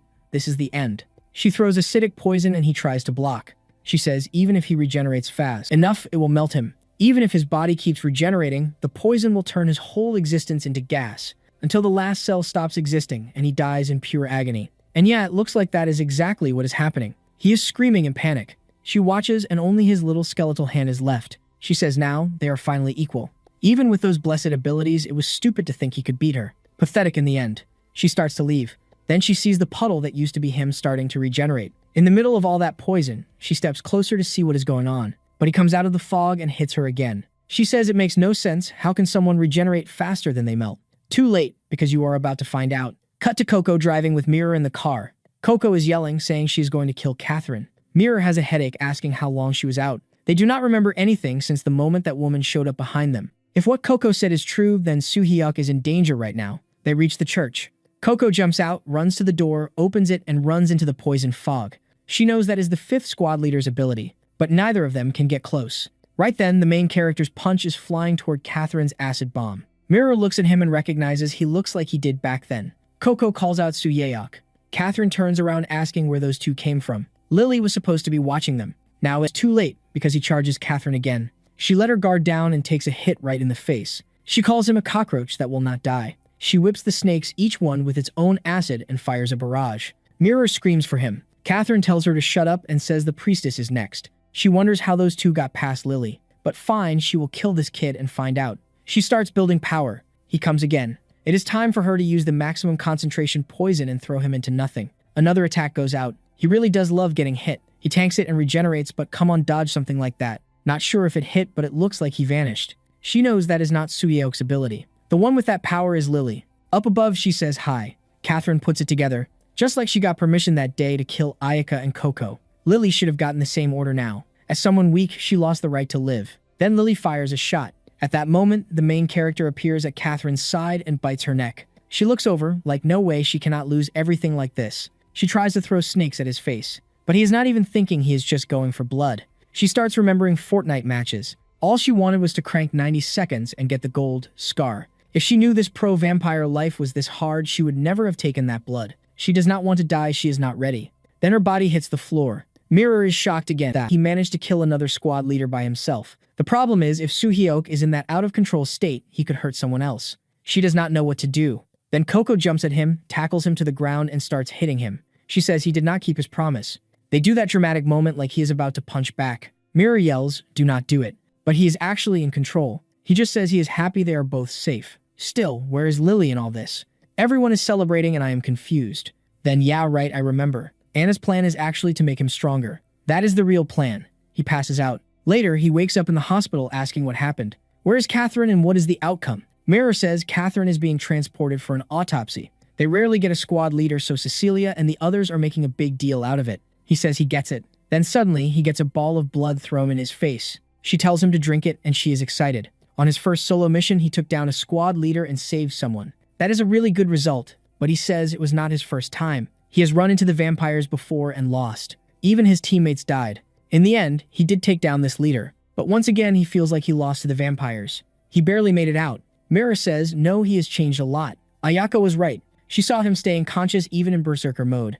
And why is she wearing that outfit? It is so hot in this hospital room. She says even in berserker mode, he showed insane power. And he still looked controlled and aware. Plus, he drank Catherine's blood, so he is definitely going to get even stronger. It is her theory, but she is starting to think you can see his growth through his eyes. Because his gaze looks really different now. And from what they know, his next goal is to get the red eye with the black background. The famous reverse eye. Coco says she has seen that eye once on another squad leader. He asks if she knows what it means. She says she has no idea, she just saw it once. At least now he knows if even Coco, who used to be a leader, does not know about it, then it has to be rare. So Mirror's theory is probably not bad. He smiles and says she is not a bishop for nothing. He thanks her for getting those useless thoughts out of his head. And he thanks her too for following and trusting the plan. But honestly, that is the one thing she did not do. And of course, he says in the end, she still had to mess everything up by going solo. She stands up angry, asking if he wanted her to abandon all the hostages. Yeah, that would have been better since they only saved one. But whatever he says in the end, he just needs to get stronger.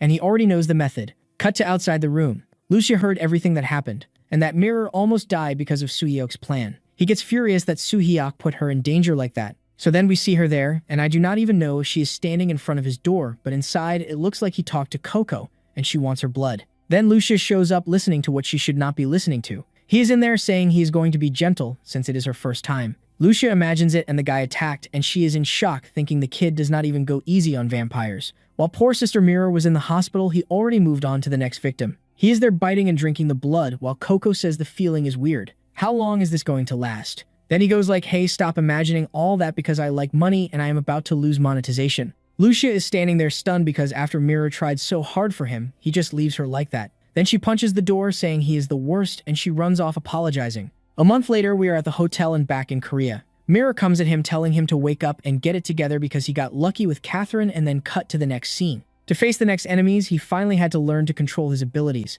and he is using a holy sword. And come on, she ripped my boy's arm off. Is she going to turn it into a pillow? Then she stabs him in the chest too. She says based on what she studied, the reverse eye shows up when there is a lack of blood. When he's about to pass out, the effect appears, and that is exactly what is almost happening while she tells him to hold on. But the poor guy hits his head on the floor. So yeah, it activated, but he kind of blacked out and she says that is another failure. The arm comes back, he rushes in and she calls Lucia, who instantly activates the holy power. After a while, he opens his eye and Mirror says he finally woke up. He asks how many failures and she says 10 total. And the worst part is they are running out of blood bags, so how long can this keep going? He says he has to keep going until he can trigger the reverse eye before the next mission. Lucia has no idea what is going on and Mirror explains that to prevent information leaks, Catherine blew up that whole lab. But they found out that before that she managed to move some people and drugs to another region. They set up a task force to track it, and as soon as they get the location, the next mission starts. Lucia thinks even so, he should not be pushing himself this hard.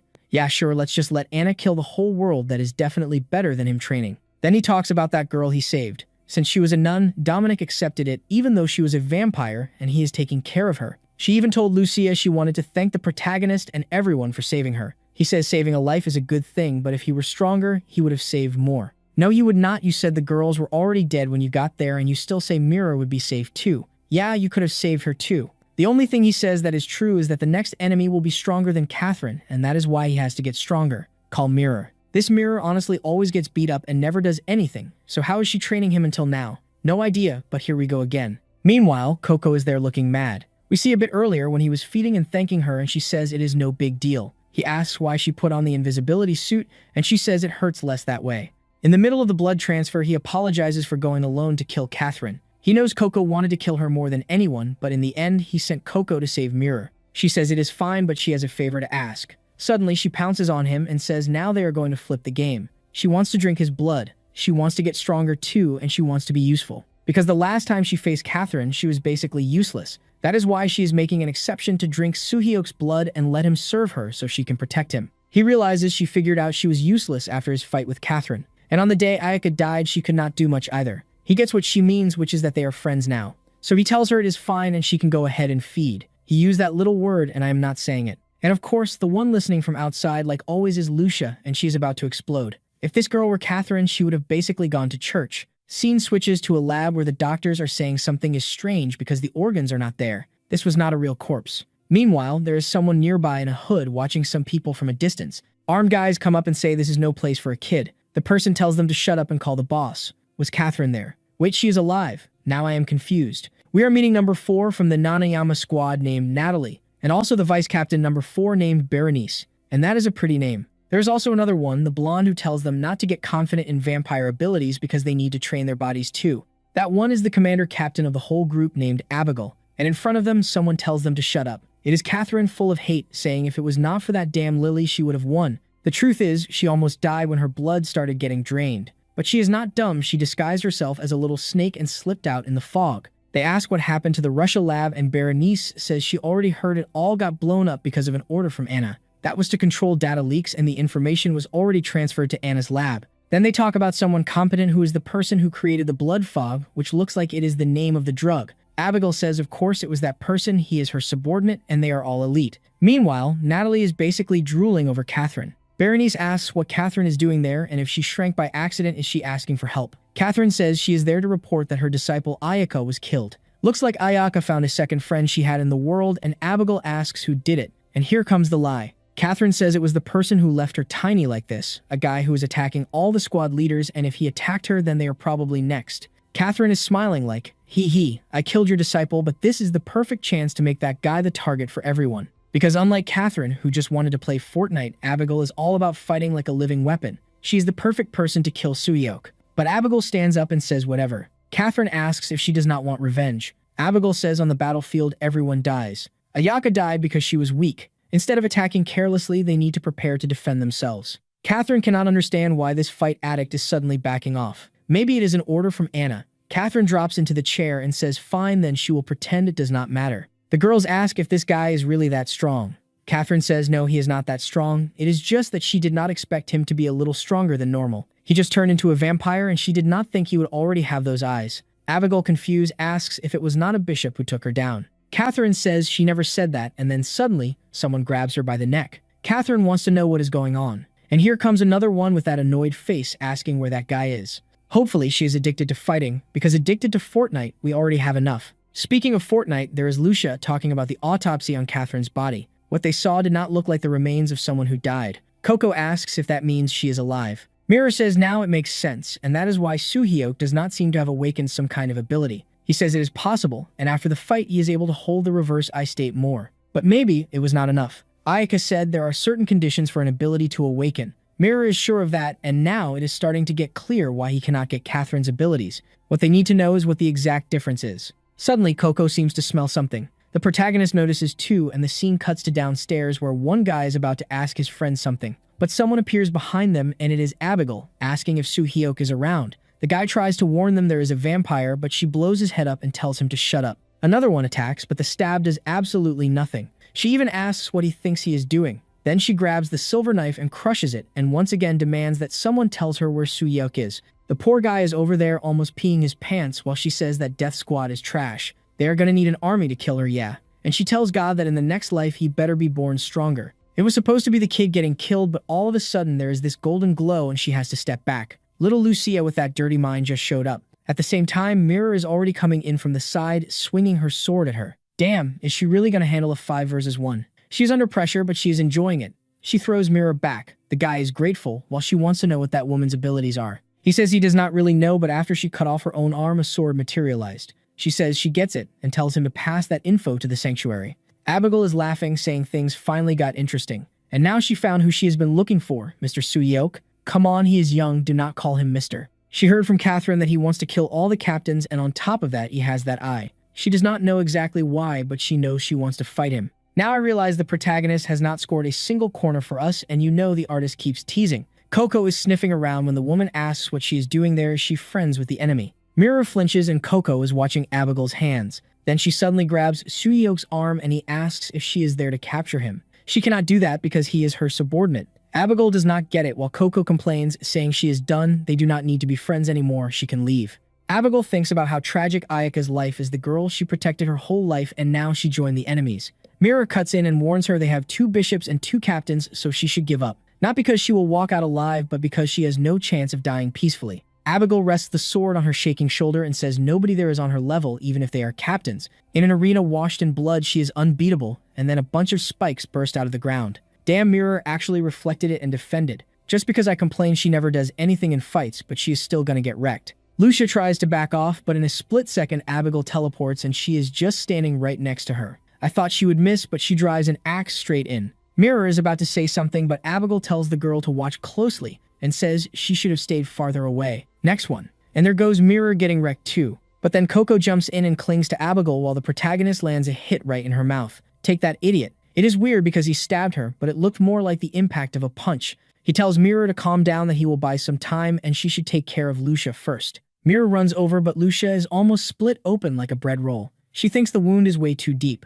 I was about to say these holy girls never heal, and then she starts healing, and Lucia is useless too for real. All she has in her head is that one thing. Meanwhile, Abigail stares at the protagonist and says, now it is confirmed. He still has not awakened and he only managed to manifest once. She thought it would be a good fight, but it will end fast. Today she is killing every human in this hotel. Why is he shocked? Did he think she came to play cards with everyone? She slaps her hand on her chest, pulls out a spear and says if he wants to stop her, he has to awaken his ability. Yeah, how convenient, like he has been training for 15 chapters to awaken this thing. She turns and walks, and I have to admit she has some swagger. The protagonist is staring like, wow, what a formidable opponent. Who are you and what did you do with him? He drives a full stab into her face and the knife almost breaks. Looks like he has to use that thing. Then he is like, no, if I lose control, I will hurt Lucia. She is already torn in half, just leave her. Then both of them rush in with Coco jumping around like an idiot. Abigail just raises the spear and says she is not interested, but Coco slips past with a cutting move. The protagonist notices she is fast.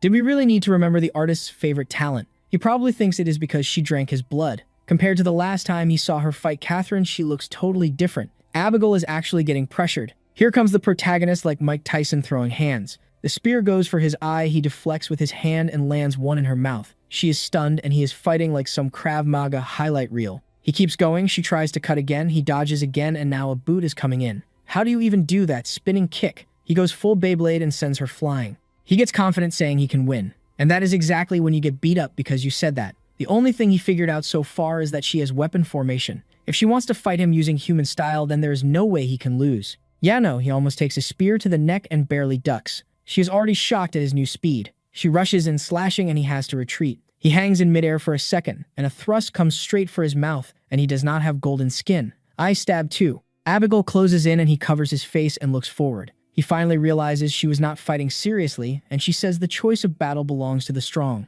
She is not even interested in someone who can barely control his own power. Coco tries to attack, but she is back to her usual self and is not doing anything. Now Abigail equips that paladin armor with 100% reflection and Coco gets hurt just from hitting her. She goes again while Abigail says Coco got stronger, but she is predictable like always. She is basically about to faceplant into the spear. The protagonist shoves her aside and tells her to get out of the way. She slams into the wall thinking she almost died while he stands there chest out. Abigail says it is funny, after all this he still cannot use his ability. Last time he used it he had to melt down to the bones, so yeah, this is nothing. She pulls the spear out and walks like she does not care about him at all. That is straight humiliation. Soo-hyuk, wake up. He is randomly dozing off like he is about to pass out. He calls to Coco and she smiles and he tells her to look after Mirror and Lucia.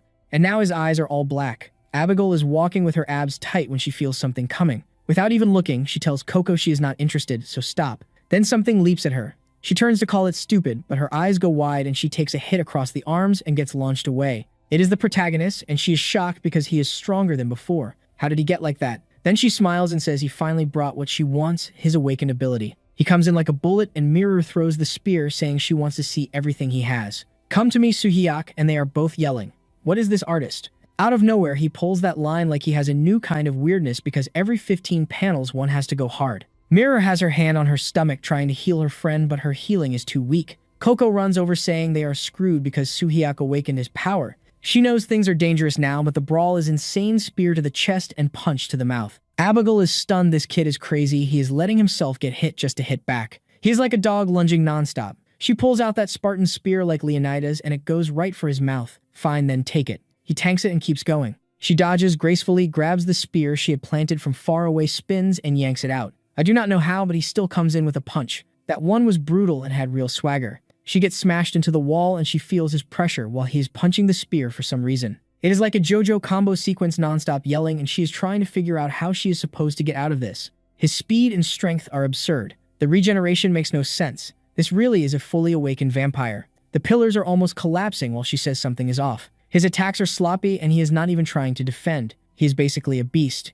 and he is throwing aerial hits too. Now she comes in with that little sword. She cuts him up like a butcher. What a massacre. The protagonist is getting whipped around, but he grabs her big sword hard and tries to lock her in, but she slips away. Big hand behind the neck, knee to the mouth, full UFC. She rushes in and squeezes his heart literally while calling him a pathetic bastard. Her hand comes out the other side, and she says if he cannot control that power and acts like a beast, then he does not deserve it. Back with the girls, Mira flinches when she hears Abigail saying she had big expectations for those eyes. Abigail walks up saying it is a shame she is so disappointed. Coco steps in to protect and Mira is in shock. No way Soo-yeok lost that easily. Abigail tells the bishop to pick up her weapon already because it is ridiculous to die like this. Her friend is going to die anyway, so she should at least have some honor. Mira does not react, so Abigail moves in Spartan style again, but then she feels something coming from the left, and a blue glow hits her. She wonders what kind of flames those are, and someone tells Mira not to interrupt. Is it Cecilia going off? Mira watches. Yeah, it is her. I never forget a friend.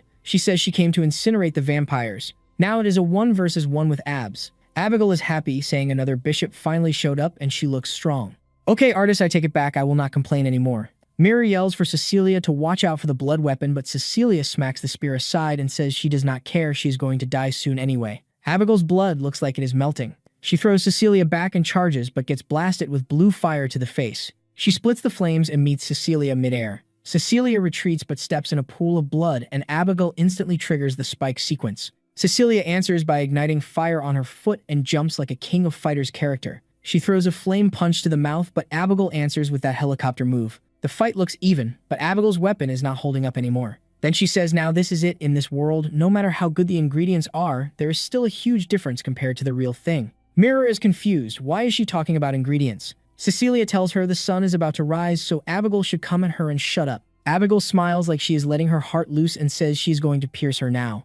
They rush again, and then it looks like a flashbang drops in the middle of the hall. They do not get it, but it is not that. It is Catherine's poison spreading. Abigail looks back and says she already told that idiot not to interfere. Then Berenice the accountant shows up saying it is an order above her. Abigail has to stop these solo actions right now and come back. Abigail is furious, calling someone a bastard, but she sees the blade out of the corner of her eye and decides to retreat. Cecilia says she will not let her leave, but the poison is between them. Even so, she stretches out a flaming fist, but Mira yells that saving Lucia is the priority. Cecilia does not want to, but Mira insists they need someone who can use a lot of holy power. Cecilia keeps staring, watching them run, and she is pissed. Feels like that Anna Nanayama thing again, where she does not want the protagonist dead yet. She's just trying to build him up. What is she planning to do with him? Back at the villain's base, Abigail is mad, saying it was getting fun, so why are they already moving? Lily is up front, saying she should be careful because patience has limits.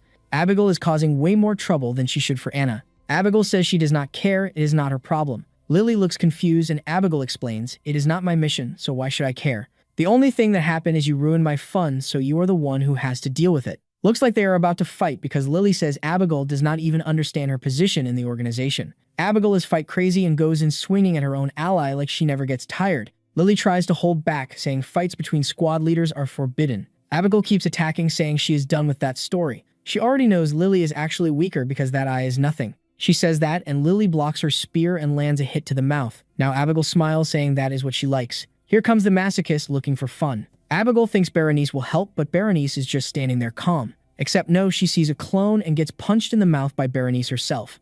She gets blasted into the wall. Wait, is that Lily disguised as Berenice? I do not get it. Abigail is furious, telling her to stop these pathetic tricks and fight fair. Then she tries to power up and spits blood. She drops to her knees, coughing blood, and it was not Lily because Lily looks confused, asking what happened to her. Then someone asks what all the noise is. Nanayama is here and everyone drops to their knees greeting her. She stares at them, while Lily tries to explain she was stopping Abigail because she was acting reckless. Abigail tells Anna this is different from the deal they made. She said Abigail could do whatever she wanted, and then she gets smacked in the mouth. Anna tells her to shut up because she did not speak to her. Abigail almost ruined the plan, and as far as Anna remembers, she could do whatever she wanted as long as it stayed in the shadows. Now the poor girl is apologizing over there, and all of a sudden I think Anna turned off whatever was causing pain because now she is calm and saying that from now on she will keep it in mind. She tells Lily to come over and Lily stands up and still smacks that idiot on the head, then walks away with a devilish little smile. Abigail is furious, and she's basically ready to join the protagonist's little group too just to kill that tall one.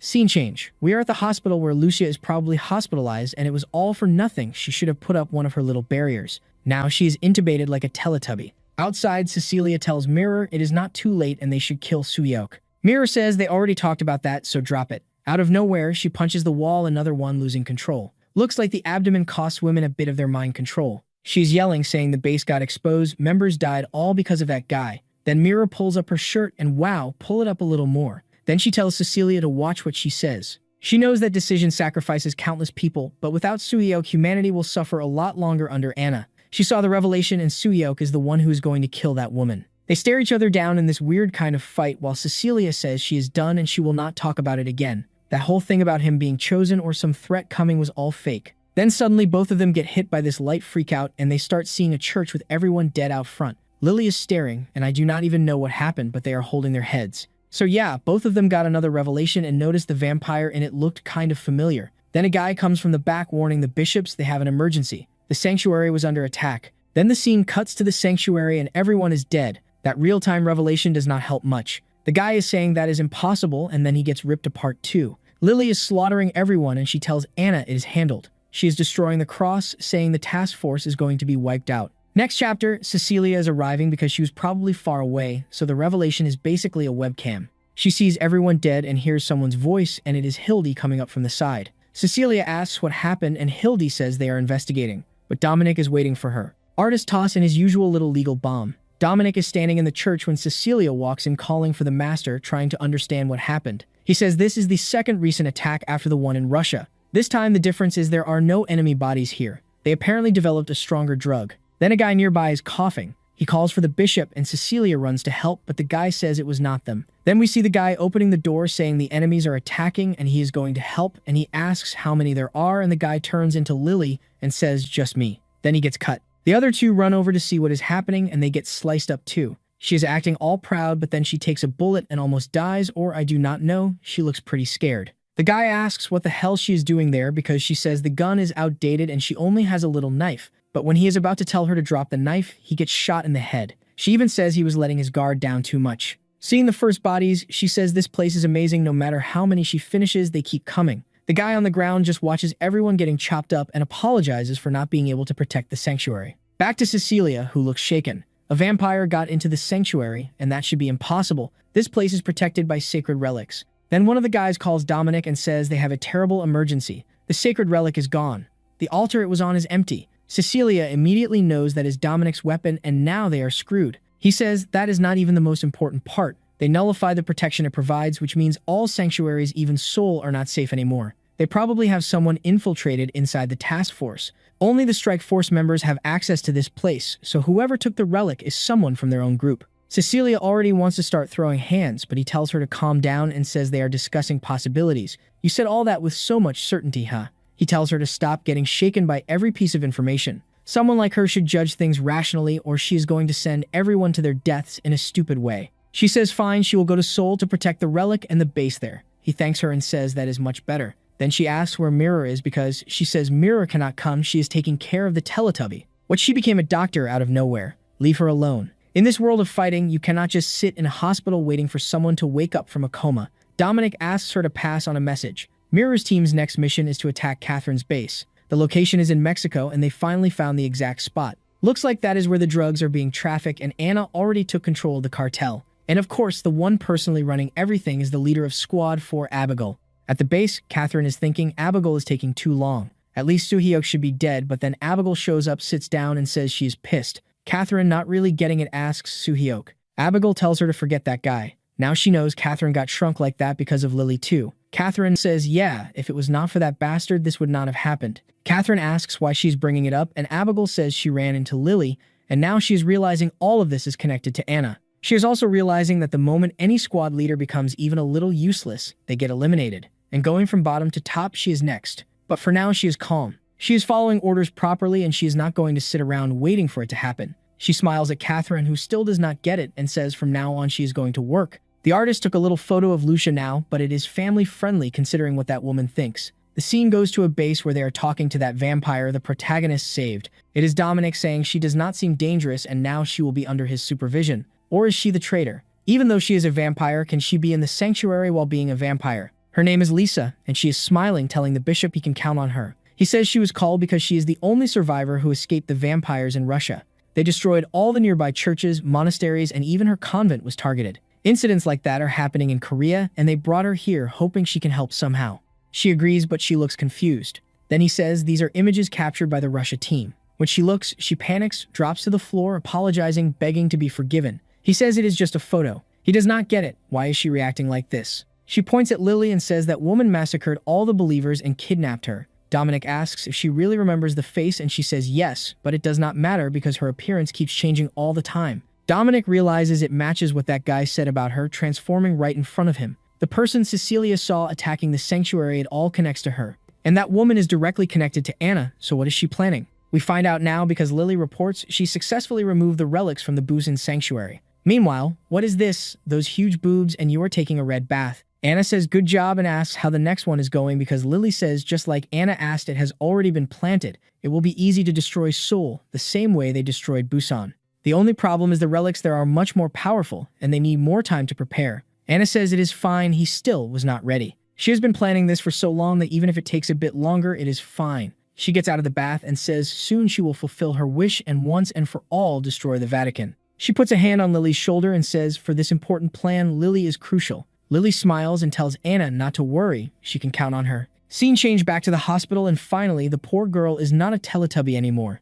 Mirror is there on watch, just remembering all those moments when Lucia would cling to her and crush her in that unfair one-on-one. Every day she got hurt, every time they fought, she cannot believe she is like this now. She thinks sorry Lucia, just like Cecilia said, if I had not brought Soo-hyuk, maybe this would not have happened. She is really two-faced. At least her hate is aimed at Abigail. Then her phone rings and she gets told about the mission in Mexico. That is where Abigail is, and she will get the details in person, and she has to go to the hotel. She tells the Teletubby to rest a little more because she is going to get revenge now and turn the life of the person who did this into hell. She's feeling herself. No teammate of mine is going through this. On this mission, I am ending that woman. She has the face of someone who is about to get beat up. She gets another call and she thinks it is Soo-hyuk saying he found Anna's address and all the bishops should go where he is about to send. Could that be a shapeshifted one? He is looking furious. We see a bit earlier when Coco was there having a drink talking to a boy. Poor old people in the hospital, almost dying, being forced to see that. What is going on with you, girl? He asks, where is Abigail? Coco says Berenice took her.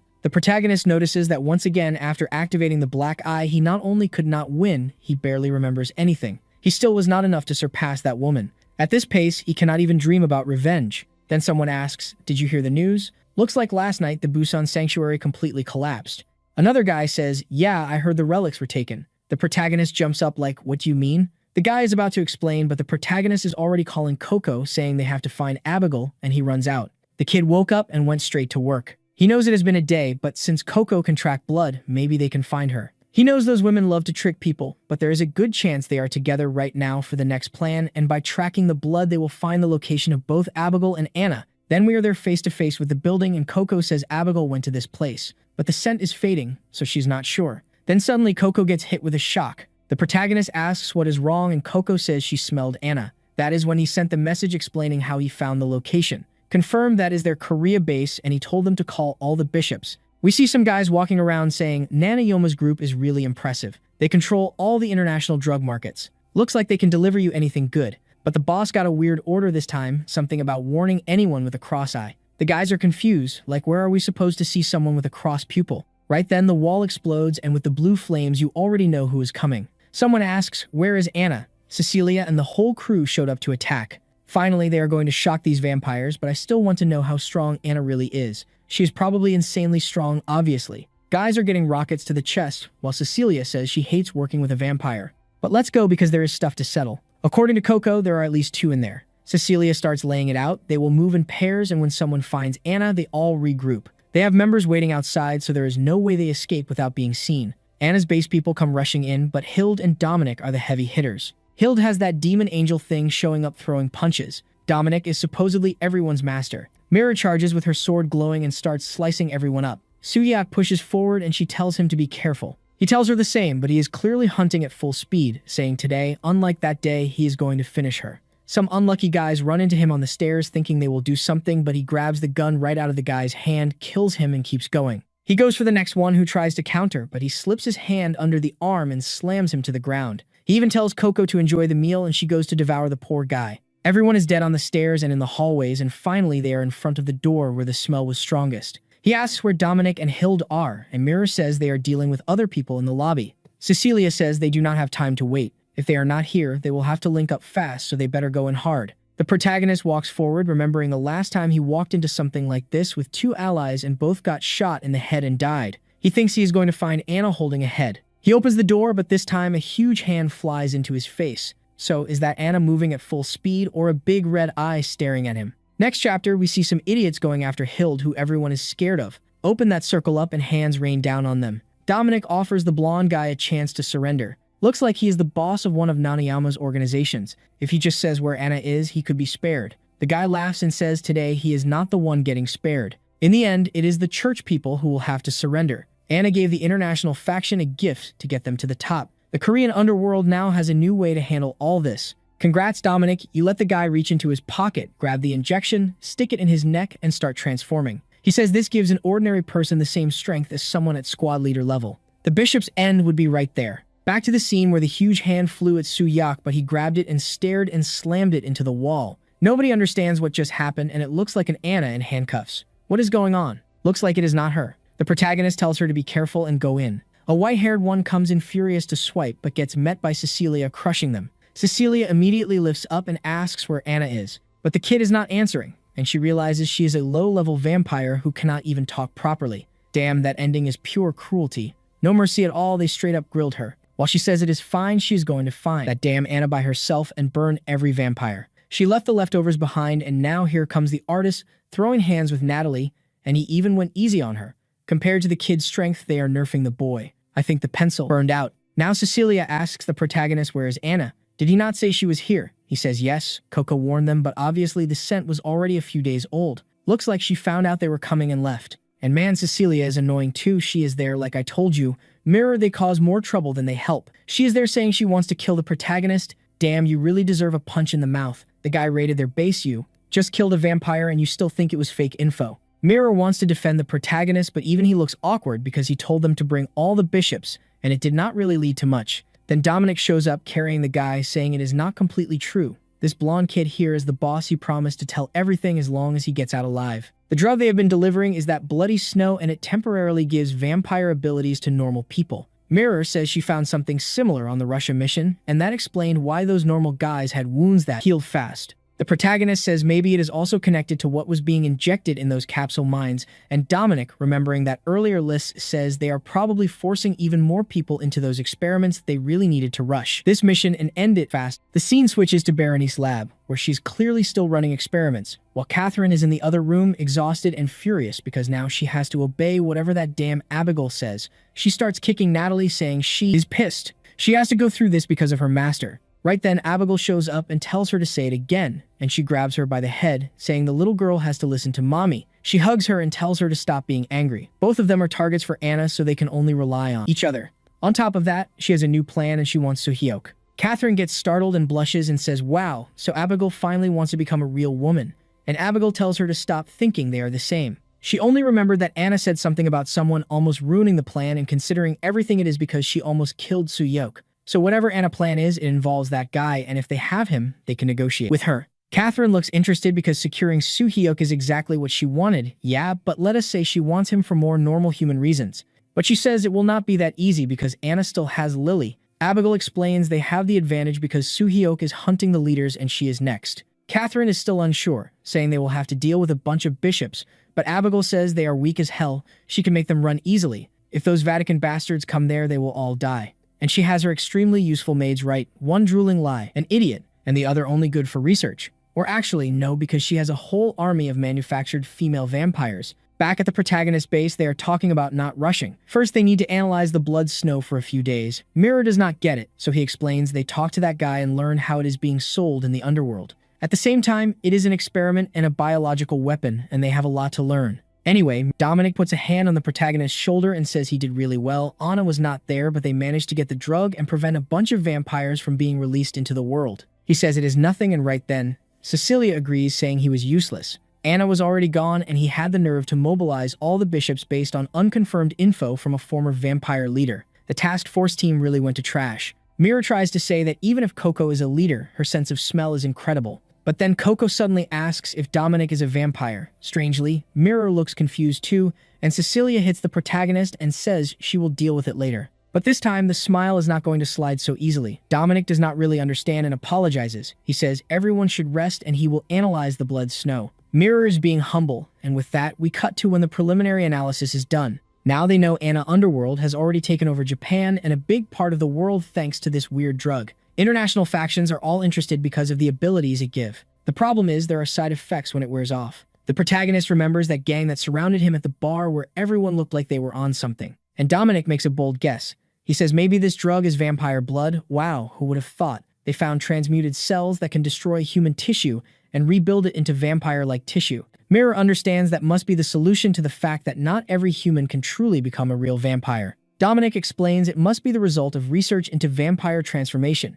Even if it gives part of the powers, it does not match real strength. But eventually, if they really have this technology, they could mass-produce leaders. So Natalie looks like she is already a manufactured vampire made by Berenice, Tech, Mirror, and Cecilia. Say that is impossible. Success in creating a vampire is hard and even more so at leader level. Dominic says it is not completely impossible, maybe with the right people. If you administer it little by little, you can control the drug aggression while increasing the powers. And one thing he is sure about, whoever is leading this research is extremely competent, obviously, Berenice. That is the info he has, and the obvious mission is to destroy those labs as fast as possible, save the people in the experiments, and stop mass production. Back in the lab, Catherine is celebrating, saying she finally finished this. Now the bastard who treats her like a child is going to suffer. Then she orders Natalie to take her to the master, and she climbs on her back, arms crossed, saying she is done with Abigail giving orders.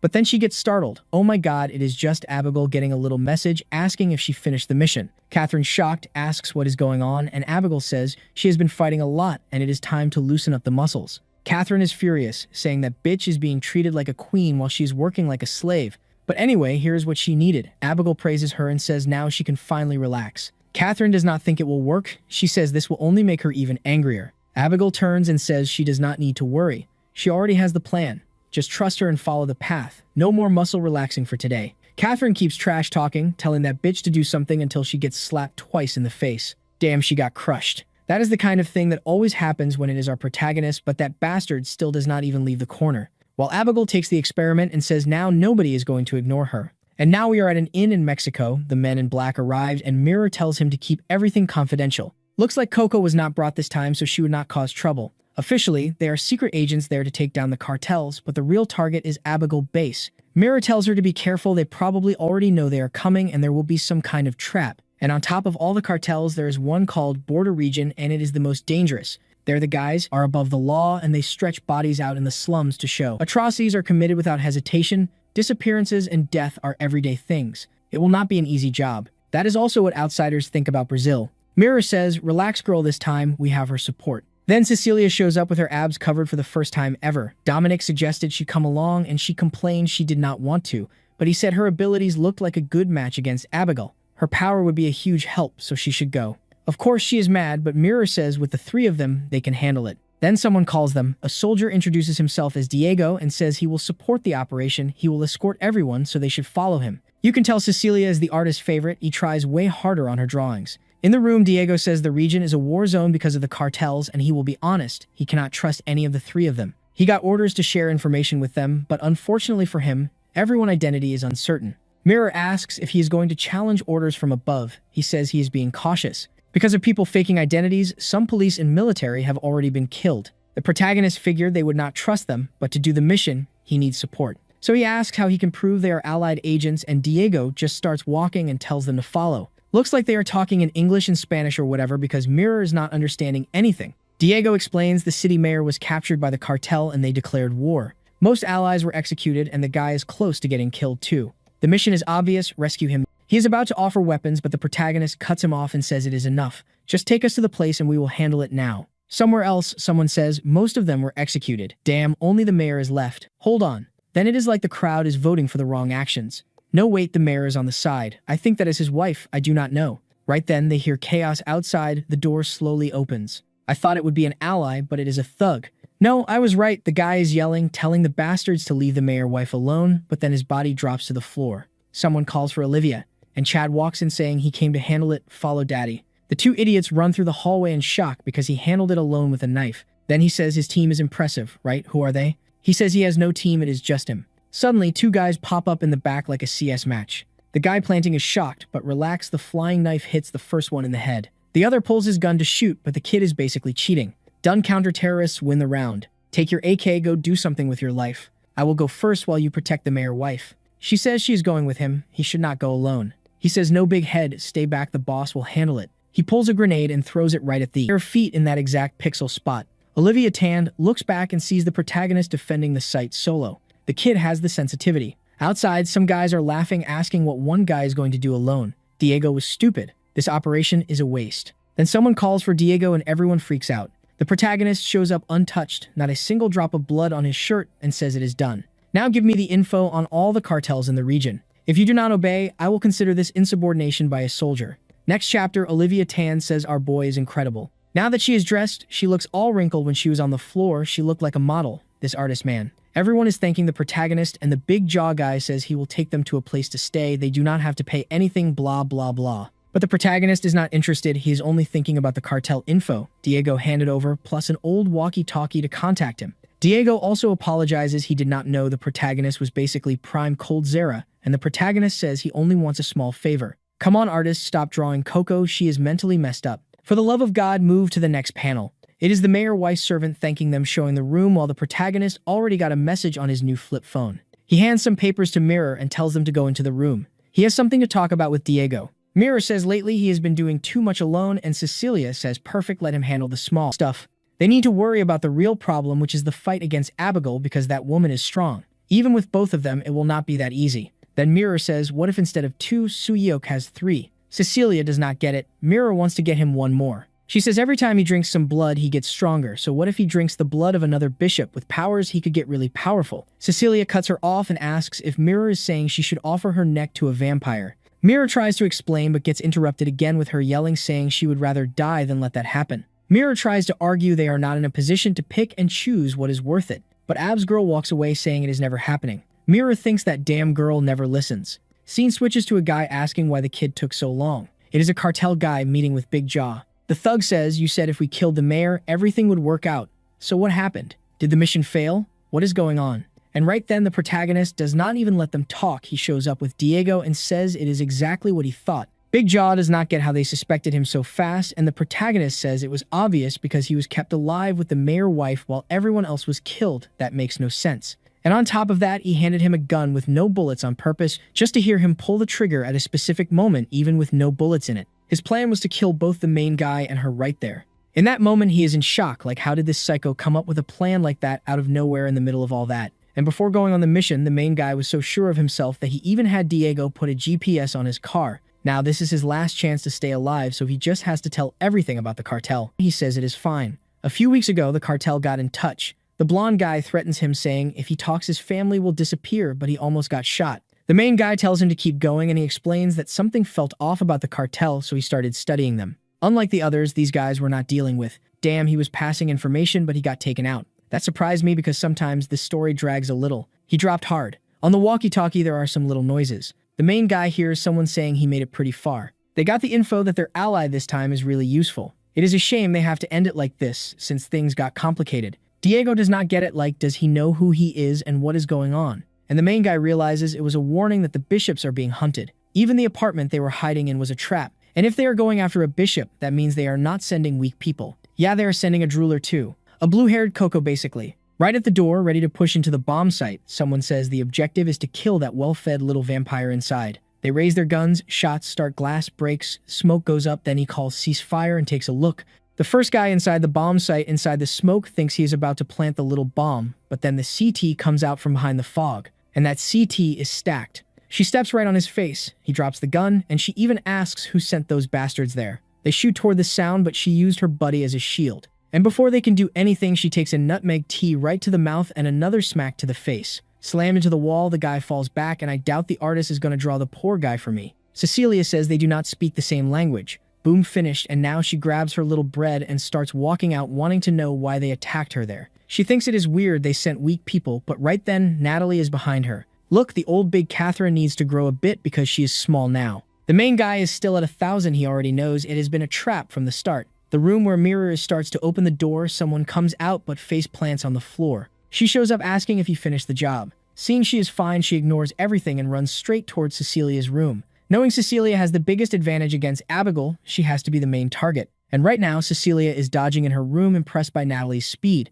If this vampire really was manufactured, things are getting dangerous. Natalie comes in like a maniac. Drooling goes for a slash, Cecilia ducks and tells her to stop laughing at her too. She lands one right in the mouth, and the main guy and Mirror walk in and see she managed to restrain the girl, who is asking if this is the so-called leader-level vampire. To Cecilia, this just looks like a vampire with a little more skill, but then someone on comms authorizes Natalie to use her abilities. She starts laughing, Cecilia is not really getting it, and then the girl rips off her own arm. Natalie backs up, Cecilia charges, saying she cannot let her leave alive, but the girl's hand is walking on its own. It goes behind Cecilia, the main guy tells her to watch out, and the hand starts glowing, and then boom, an explosion in the room. Next chapter, he opens his eyes, kind of confused. Sees Cecilia in front of him, arms crossed, and what is this? Mirror fell on top of him and he caught her. Mirror gets off and says, at least he saved Cecilia. We see that when he noticed the hand was about to blow, the main guy grabs Cecilia by the back of the neck, threw her back, she landed on Mirror, and he tanked it all. Cecilia stays quiet while Mirror watches, then Cecilia says enough more people are going to attack, so they should start moving now. Mirror tells her to be more polite since they just saved her. Cecilia just asks if they want her to kneel or something. Then she asks Suhyuk why he took that explosion for her. He starts to say it is because, and she cuts him off saying it is because he is a vampire who cannot die. That way of thinking is disgusting to her. He sees it as sacrifice, but to her it is arrogance. She wants to see him do the same if he were human. What are you even saying and doing, because your actions and your words do not match? She says she does not need his help. Fine, she changed clothes and she will be waiting outside, so they better go when they are ready. Mirror apologizes like, yeah, that friend is not very friendly. And the main guy is mentally shaken. Since he became a vampire, he really started thinking being immortal was normal. But Mirror slaps him and tells him to wake up and stop taking that idiot seriously. The reason he is on this team is because so many times he risked himself for everyone. And also because he is still doing the mission even as a vampire. That proves his humanity is still intact. No need to worry, you are doing your best. Later that night, Cecilia says they have very little information. It is hard. How are they supposed to find these people like this?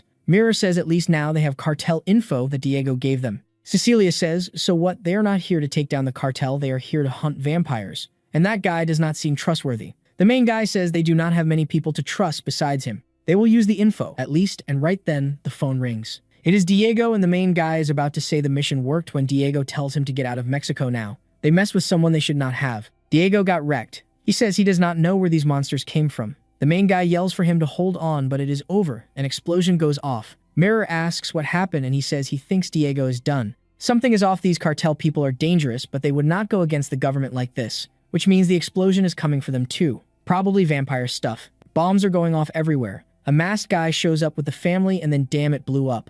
Cecilia is in shock. They are killing civilians. It is the same kind of explosion that happened in the room earlier. The main guy looks to the side, and the three crazy girls squad is coming, saying there is a bishop here, and today she is going to kill everyone. Berenice says 100 syndicate members are under Natalie's ability. If the bishops do not show up, all the civilians will die in 5 minutes. Next to her, Natalie is acting like an idiot with one hand missing. Abigail yells for all the bishops to show themselves. The longer they take, the more innocents die. Someone heals Natalie's hand, and she says, with Lily and Anna far away, there is nothing that can stop her. The main guy tells Mirror to wait because it is clearly a trap. The problem is the more they stall, the more civilians die. Cecilia is already getting ready, saying the leader is hers. Berenice warns something is coming from the side and recognizes the blue flames, saying it is bad because they are at a disadvantage against that one, so she should be careful. Abigail is all fired up and charges, saying she has been dying to meet her. Kicks on the sword, heads getting cut. Mirror is wiping people out, saying at least they can kill these guys before they explode so she can save most of the civilians. But then she has to defend against Natalie's attack. Of course, it was not going to be that easy. Mirror's advantage is she knows exactly what Natalie's power is. She can rip off a piece of her body and then make it explode. But Mirror trips her, pins her through the chest, and nails her to the ground. She starts quoting Matthew 16 verse 18 and basically drops a whole psalm like, on this rock I will build my church and the gates of Hades. Natalie is holding the sword, trying to pull it out, but then a Garen ult comes down from above and she gets crushed. Why did you never use that before, Mirror? We are like 50-something chapters in and you never used it until now. Natalie is split in half and Mirror says she will send the boss to visit her soon. But the main guy is not dumb, he grabs her and runs and the girl explodes. He says they are in a sniper's sights and that is the one giving Natalie orders. Berenice is there with her, 50, and he knows they have to deal with her first because she is the one commanding everyone. And to protect herself, she surrounded herself with cartel guys. The good part is if they take her out, the only one left is Abigail. We see an earlier conversation where Baroness was told Soo-hyuk would be there and Abigail wanted him brought to her. So Baroness knew she would have to at least eliminate the bishop to make the mission easier. The main guy says they are ahead because they eliminated Natalie, but then she starts rebuilding herself nearby. Mirror thinks it is impossible because the Garen ult should block vampire regeneration. But Berenice explains that as long as she as the leader is alive, her friend will not die. Now the Suicide Squad can start moving again. Next chapter, the suicide explosions keep happening in the city. The main guy has to fight Natalie 1v1, and the problem is she is getting support from Berenice far away, which also makes her immortal. He needs an opening of a few seconds, just to get that woman away. He tanks Natalie's attack with his arm, and she looks confused. He thinks he made the chance, but she is smiling. The moment he pierces her arm, she holds on and starts glowing. Explosion in his chest, and now he is the one split apart. He did not expect her to ignore self-preservation that hard when her own body just blew up. She comes again to attack, but then a golden blast hits and sends her flying. She asks if he is okay and says it is really hard to deal with this. You cut one, you land a fatal hit, but regeneration makes her multiply endlessly. This kind of 1v1 is awful, especially for him because he cannot stop her. He knows with Berenice supporting her, he cannot solve it. And unlike Mirror, he does not have those huge attacks that leave the target stunned for a few seconds. It is confusing because he says that and then tells Mirror to go hunt Berenice while he holds Natalie. Even Mirror says it makes no sense because he just said he cannot stop her. But he explains that is exactly why he will lock her down there, and even if he gets blown up, he stays alive. He remembers Cecilia calling him disgusting for thinking like that because he is a vampire. Natalie starts moving toward Mirror, and he rushes in, punches her in the mouth, and tells Mirror to go now. So he ends up in a 2v1. At least if he gets blown up, he does not die.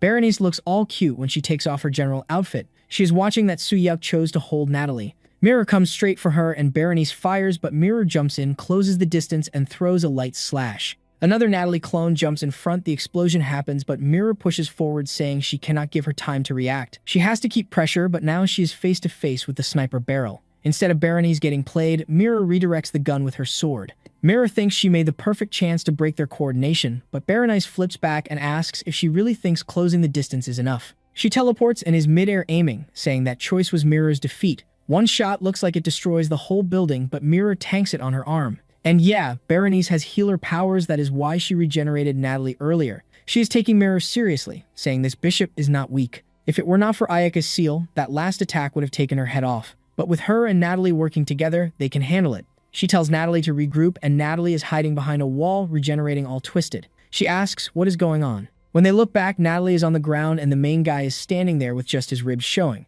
He tells Mirror he already said he is a dead man. He does not care if he is human or vampire, he is there for revenge. His eye shifts into that black look. We see flashbacks of Anna talking to him, Cecilia trashing him, two Natalies coming at him. He grabs them by the neck, slams both into the wall. He is smiling. He lost control. He even takes a direct hit of dark balls. On the earpiece, Mirror tells him he does not need to act like that. Everyone had already pulled back. He blacked out and does not even know what happened. Mirror apologizes, saying again he had to be pushed to that limit. He tries to talk about the operation being his idea, but he collapses. I really want to know what happened. Mirror tells him to recover fast because they need to get out, but there is an explosion happening nearby. Looks like those two retreated, but Cecilia is not doing so great. The artist is on his cutest day. In that building right next door, it is flames everywhere, and Abigail is having the time of her life, saying she finally feels alive. Cecilia stares her down, then jumps as a bunch of spears shoot up from the ground, and she fires another barrage of blue flames, melting Abigail's spears. The fight keeps going, and it looks like Cecilia got countered with a really clean cut.